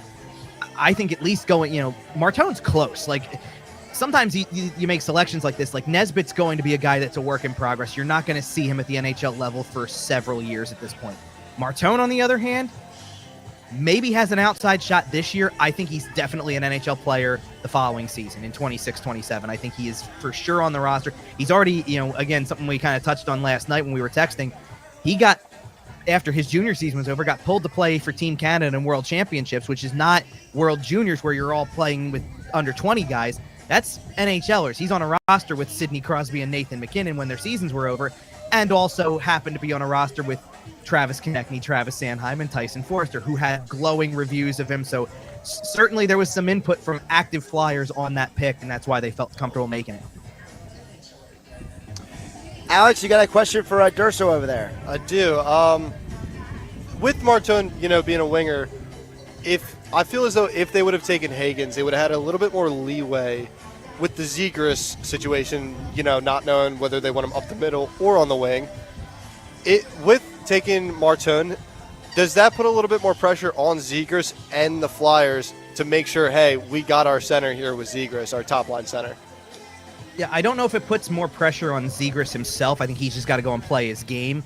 It puts pressure on making that decision because as much as it was a good value trade to make to get a high-end talent like Zegras can be, you don't know if you've solved that center issue yet. And the hard part here is that, at least in my estimation, this is the last year that they think they're going to be picking in this kind of range. So I don't think you're going to find that guy in the draft next year because you just don't expect to be picking in the range to get a top-line center. So now, if Zegras is not that answer, even if Zegras is a second-line center for you, I'm just not sure where you find that guy because you can bank on free agency next year, but a lot of teams are able to keep a lot of their guys. It's just not an ideal scenario to just say, okay, we can snap our fingers and go grab anybody else.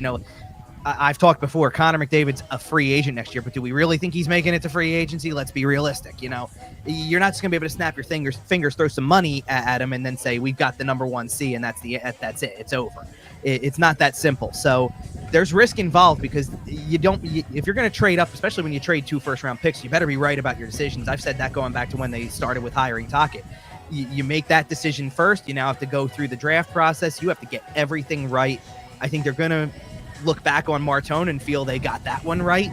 Nesbitt, I'm not sure about just yet, and that's where the risk is involved. That you take a chance on a guy, but you better see the development through, and a big part of it is his skating. They feel like they can fix his skating. They feel like they were able to do that with Tyson Forster, and they feel like they've taken other players that they feel like they can, and that's going to be the big thing. Talking with Kevin Durso, our Flyers insider from 97.3 ESPN.com at Kevin_Durso on the Twitter X platform. Of course, check out all of his Flyers coverage, comprehensive, at 97.3 ESPN.com. We are live here at Connor Barwin's Make the World Better Pickleball Tournament in Sea Isle City under the spiked iced tea tent here, keeping us out of the sunshine right now. And, of course, our title sponsor, Zia Nicola Pizza, brought us lunch today here, so we thank them on the Sea Isle Boardwalk. Kevin, let's get back to the ice here because, you mentioned, you and I were talking yesterday about, and I asked the guys earlier, and they kind of were like wishy-washy on my question about this. So maybe you can give me a more juicy answer with this. Maybe not. But, it is a little weird for the Flyers to trade with a rival like the Penguins. Yeah. And give the Penguins, extra shots. Now, I've seen a lot of analysts who looked at the Penguins' picks and poo-pooed those 2 picks. But still, you gave a big rival of yours who, if you get good, they're probably going to be good around the same time, right? you're giving them ammunition. So was that a weird trade for you last night? You don't expect to see it, that's for sure. You don't tend to expect cross-state rivals to make trades on a regular basis. It wasn't completely unexpected because the Penguins happened, like, it was literal days before the draft, inherited the 12th overall pick because it was a conditional choice that the Rangers had. The Rangers preferred to keep the 2026 pick and not subject that to Pittsburgh. So by doing that, it actually made it a likely trade-up destination for the Flyers. That was the one thing I wasn't surprised about, is that they were going to look to try to move up and potentially package those picks. I was a little surprised that they would be that willing to move 22 and 31 at the same time like that. I really thought that if they were going to do something like that, it might be a little closer to 22 that they would make the trade, and then they would trade 22 and 36 or 22 and 40 and still try to keep one of those other first-round picks. They had 3 in the first round. I think that today they leveraged that well with the trade they made in the second round.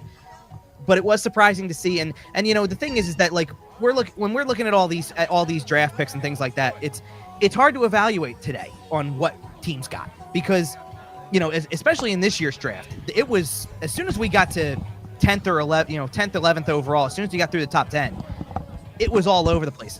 The pick that the Penguins made at 11 surprised me. The pick that the Flyers made at 12 surprised me, and then there were some guys that fell as a result that didn't surprise me soon after. So that's kind of how I view that whole situation. I asked you this question last night on text. I'm going to ask you again here. Should they have traded for a player? Should they have traded maybe 22 overall for somebody who's an established player, maybe like a defenseman or someone? You know, for this one, I'm going to align in agreement with Emily Kaplan on the ESPN broadcast last night and say it was a little disappointing that there wasn't player trades involved, because there was a lot of smoke about stuff. And to be honest, I think I kind of saw through some of that. I saw a lot of conversation about big things might happen, and I just wasn't sure that it was really going to be there. I think that one key part of it was the decentralized draft. The teams couldn't just walk over to a table next to them and start talking about stuff. It kind of led you to make picks, trading picks, but not trade players. I just don't think the market was there for it.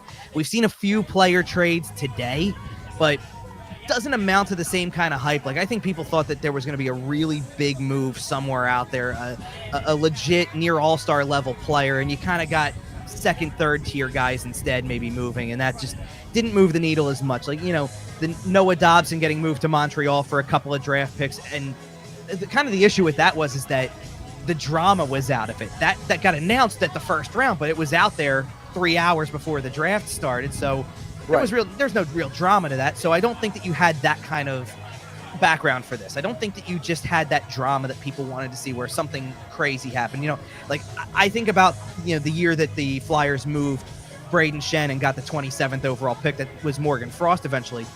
That trade felt like it came out of nowhere, that all of a sudden Braden Shen's on the move. What is this? We didn't expect player movement.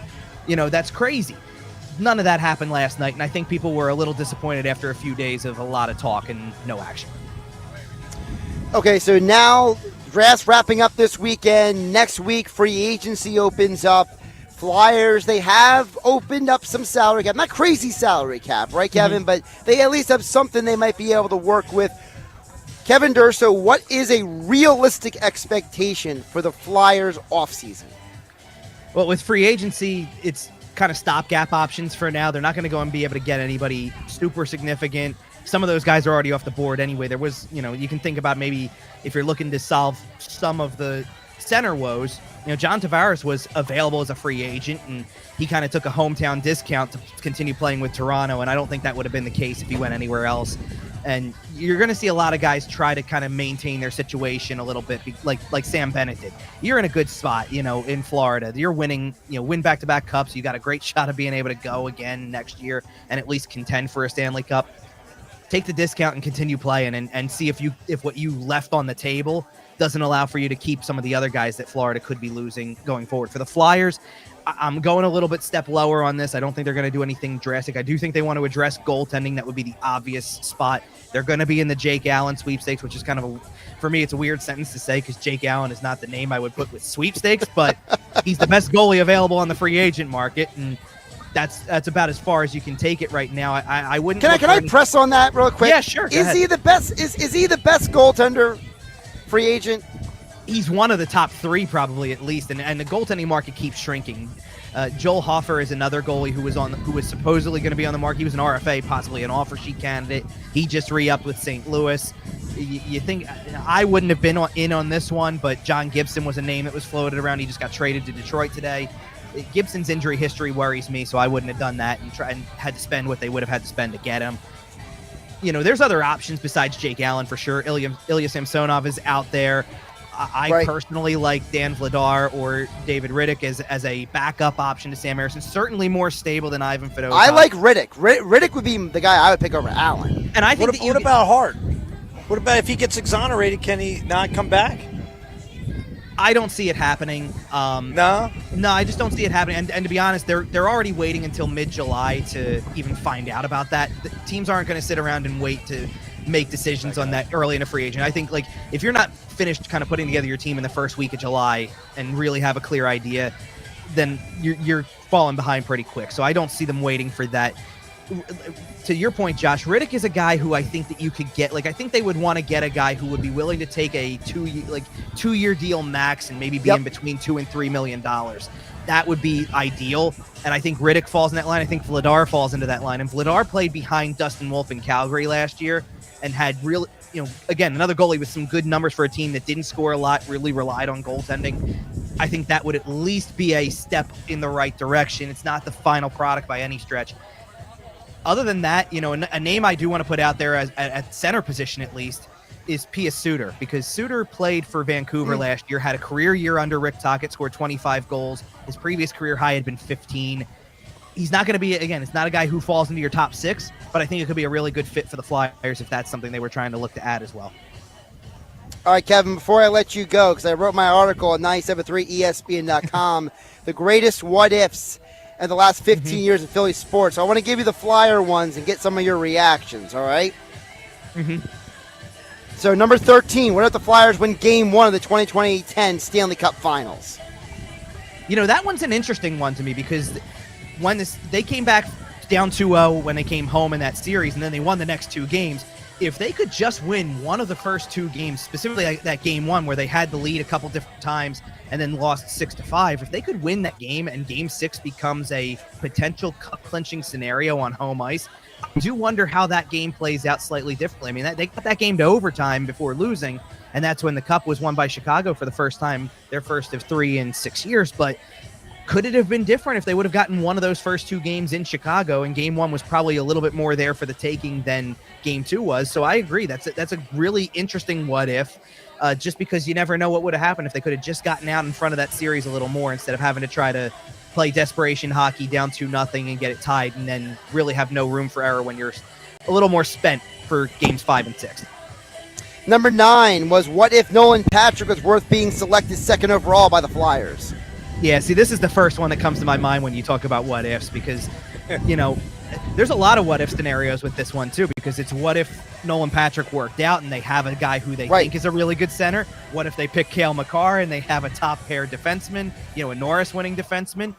I kind of also sit there and I was thinking about this as you guys were having this conversation today about it. What if Nolan Patrick's path doesn't go the way that it does? Do they have Matvei Michkov? Because they might not ever go into a rebuild and pick in the top 10 at that time. So if you like Matvei Michkov a lot, I think Nolan Patrick's career path kind of sets you up for that to a degree. So it kind of goes all over the place. But I think at the time, one of the big what ifs about Nolan Patrick, if it would have worked out, is I kind of wonder what if they would have ever traded Claude Giroux as a result, because if they would have remained in contention longer, Giroux may have been a career Flyer for real at that point. It only got to that point because a lot wasn't working out for you, more than Nolan Patrick. The goaltending was still a problem. At that point in time, they were still trying to recover some defensive prospects as well. They didn't really have a lot going for them defensively either. It kind of turned into, it necessitated the situation to move Giroux to get something back, versus if Patrick would have worked out and they would have had a couple more things go their way better, they might have been able to just roll with that straight into this decade and see where it goes. And finally, I had a number 7 overall. What if the Flyers don't trade Bobrovsky and overpay Brizgalov?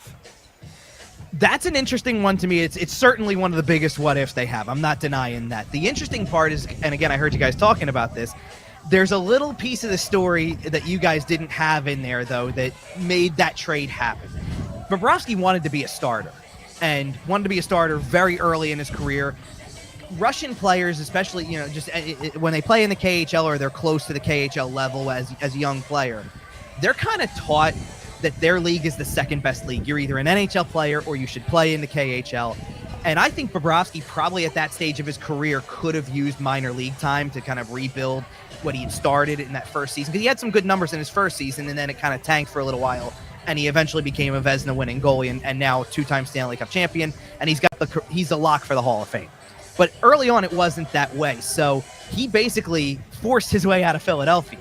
So it's not necessarily that the Flyers just straight up gave up on him. They wanted to see if they couldn't make the Bryzgalov-Bobrovsky tandem work for a little bit. And that was kind of before tandems were a thing. Like, you were still looking at goalies who played 50, 60 games a year. That's what Bobrovsky wanted to be. That's what he wasn't going to get it in Philadelphia, so he wanted out, and that's more or less why they had to make the trade.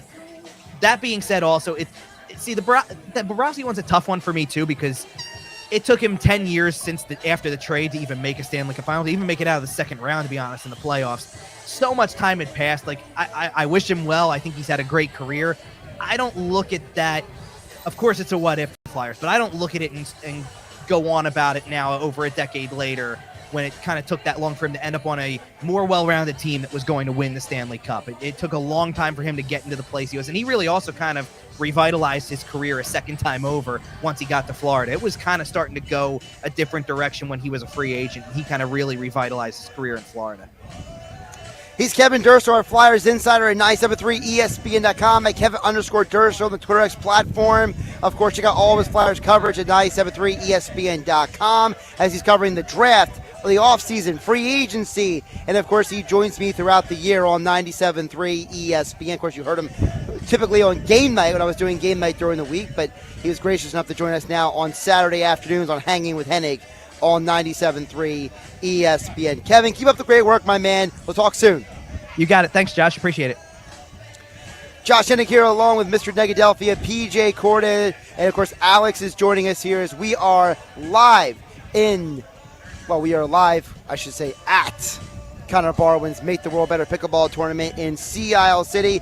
We got one more segment coming up on the other side as we wrap up the 3-hour tour Hanging with Hennig in the Dr. Squatch virtual studios as we are under the Sea Isle Spiked Iced Tea tent in Sea Isle City. Thanks to Zia Nicolo, the best pizzeria in Sea Isle City. Boxing Insider Promotions. Summer event, July 25th. Tickets on sale at Ticketmaster.com to see undefeated heavyweight Bruce Seldon Jr. in action. Your South Jersey sports bar, yesterday's Creekside Tavern in Marmora. And of course, we are brought to you as well by Klemic Performance Method in Egg Harbor Township. Back with more coming up on 97.3 ESPN. Listen up. The soap you shower with, it's you probably haven't even questioned what bar of soap you lather up with. Let's face it, most guys don't. But now you can upgrade your shower game with Dr. Squatch Natural Soap. I'm talking about natural, nourishing, cold-pressed, hand-cut soap for men. Men who use their hands. Men who build things. Men who catch foul balls without spilling their beer. You won't just smell good either.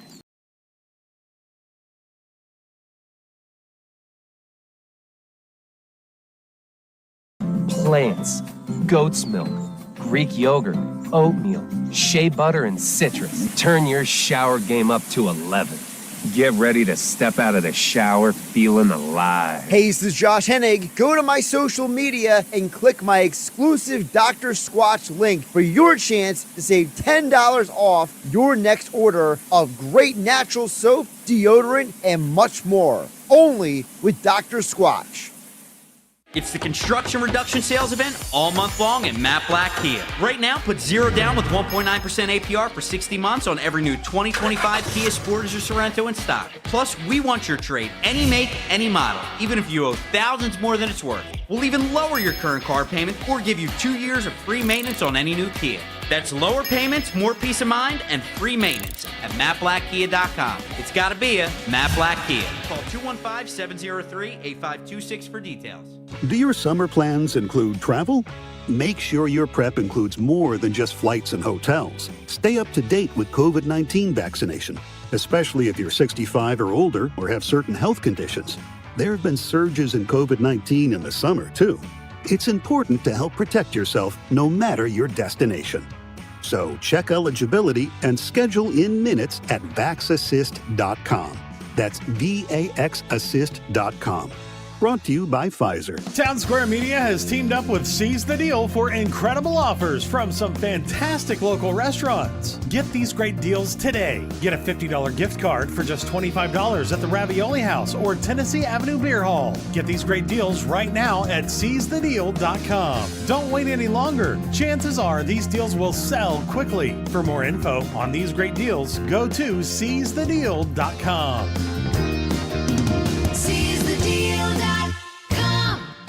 By texting 64,000, you agree to receive recurring automated marketing messages from IQBar. Message and data rates may apply. No purchase required. Terms apply. Available at eatiqbar.com/policy/terms of service. Most protein bars are packed with sugar, carbs, and unpronounceable ingredients. There's a much better option. I'm Will, and I crafted IQBar plant protein bars with clean, functional, delicious ingredients to empower doers like you with superior brain and body fuel. Now you can get 20% off all IQBar products plus free shipping when you text IQBar to 64,000. That's IQBar to 64,000. Progressive knows if you have to choose between everyday life and your RV, RV wins. What, are you going to take the RV to the lake or clean out your closet? RV wins! Putting the dishes away or taking the RV camping? RV wins! Cleaning the fridge or taking a trip to the beach? RV wins! You might want to clean the fridge real quick because, mold. We clean out the fridge, then take the RV out. With Progressive, you can bundle your RV with your home or auto and save with a discount and spend more time enjoying those savings in your RV. Progressive Casualty Insurance Company, affiliates, and other insurers. Not available in all states and situations. Looking for the ultimate sports bar experience? Welcome to Ventnor Social, Down Beach's newest upscale sports bar. Watch every play on 27 big screen TVs with a state-of-the-art sound system that puts you right in the action.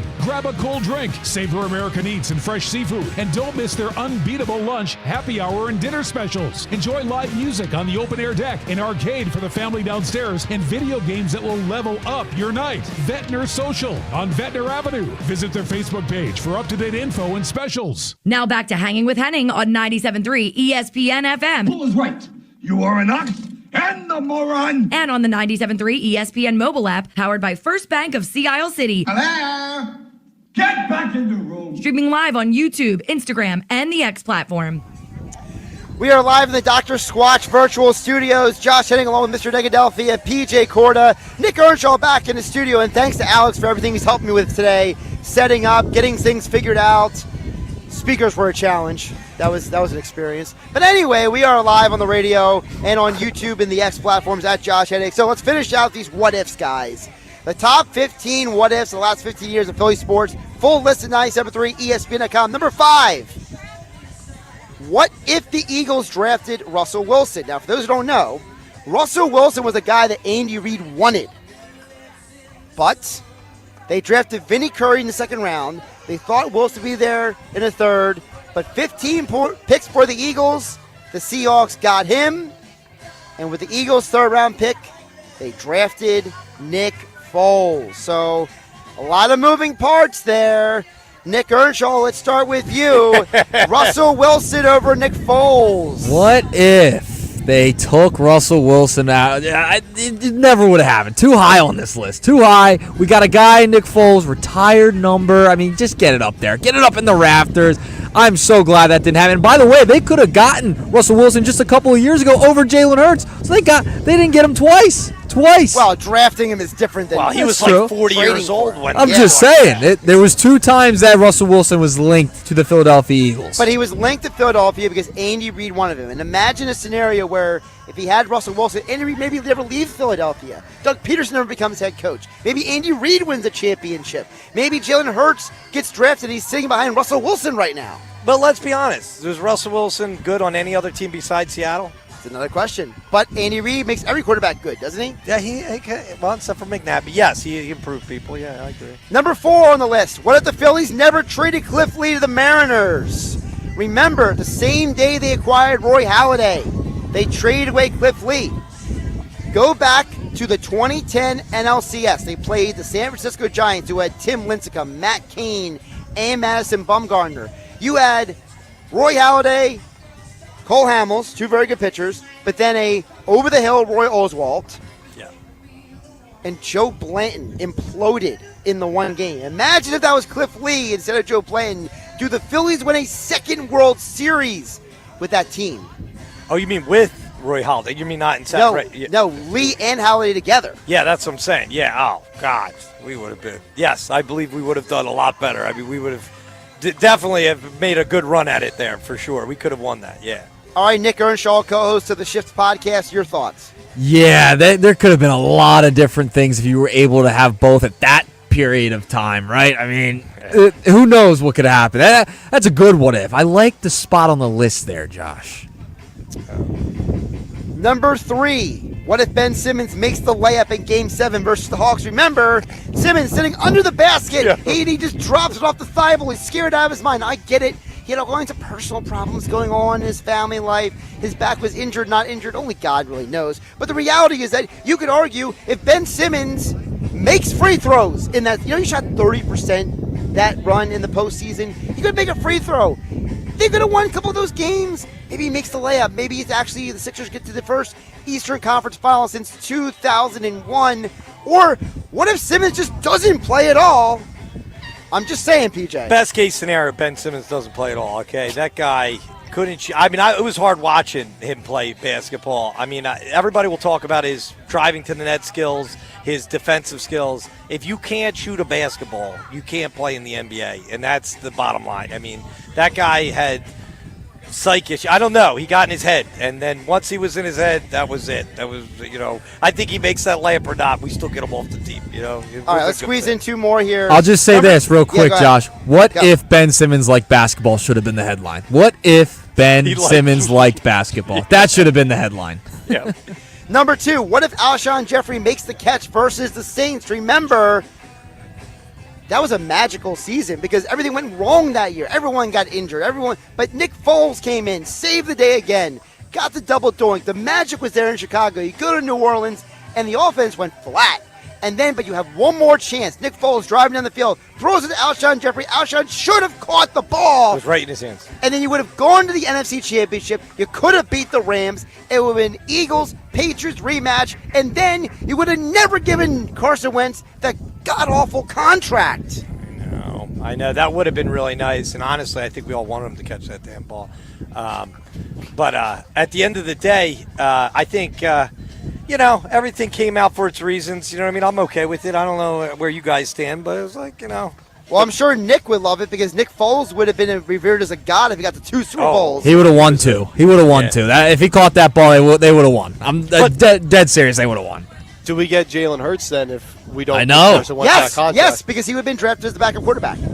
You think they would? Quarterback factor. Drafted like that though for him? The Eagles have drafted all kinds of quarterbacks over the years. That's true. All right. It's the Howie Roseman way. And number 1, biggest what if in Philly sports the last 15 years. What if Kawhi Leonard doesn't make the shot in Game 7? My favorite one. I knew it. I knew Nick would be all over this. Think about it. That was the best Sixers team in the last 10 years. True. Kevin Durant and Klay Thompson got injured in the NBA Finals. Jimmy Butler. Tobias over me. He was so mad about that. Let me tell you.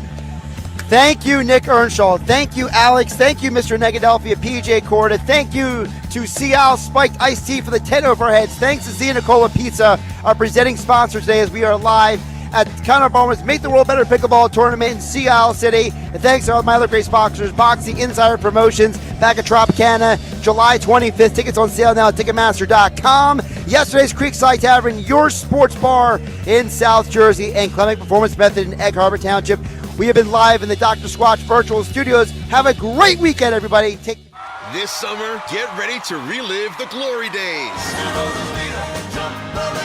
Because Hank Azaria and the Easy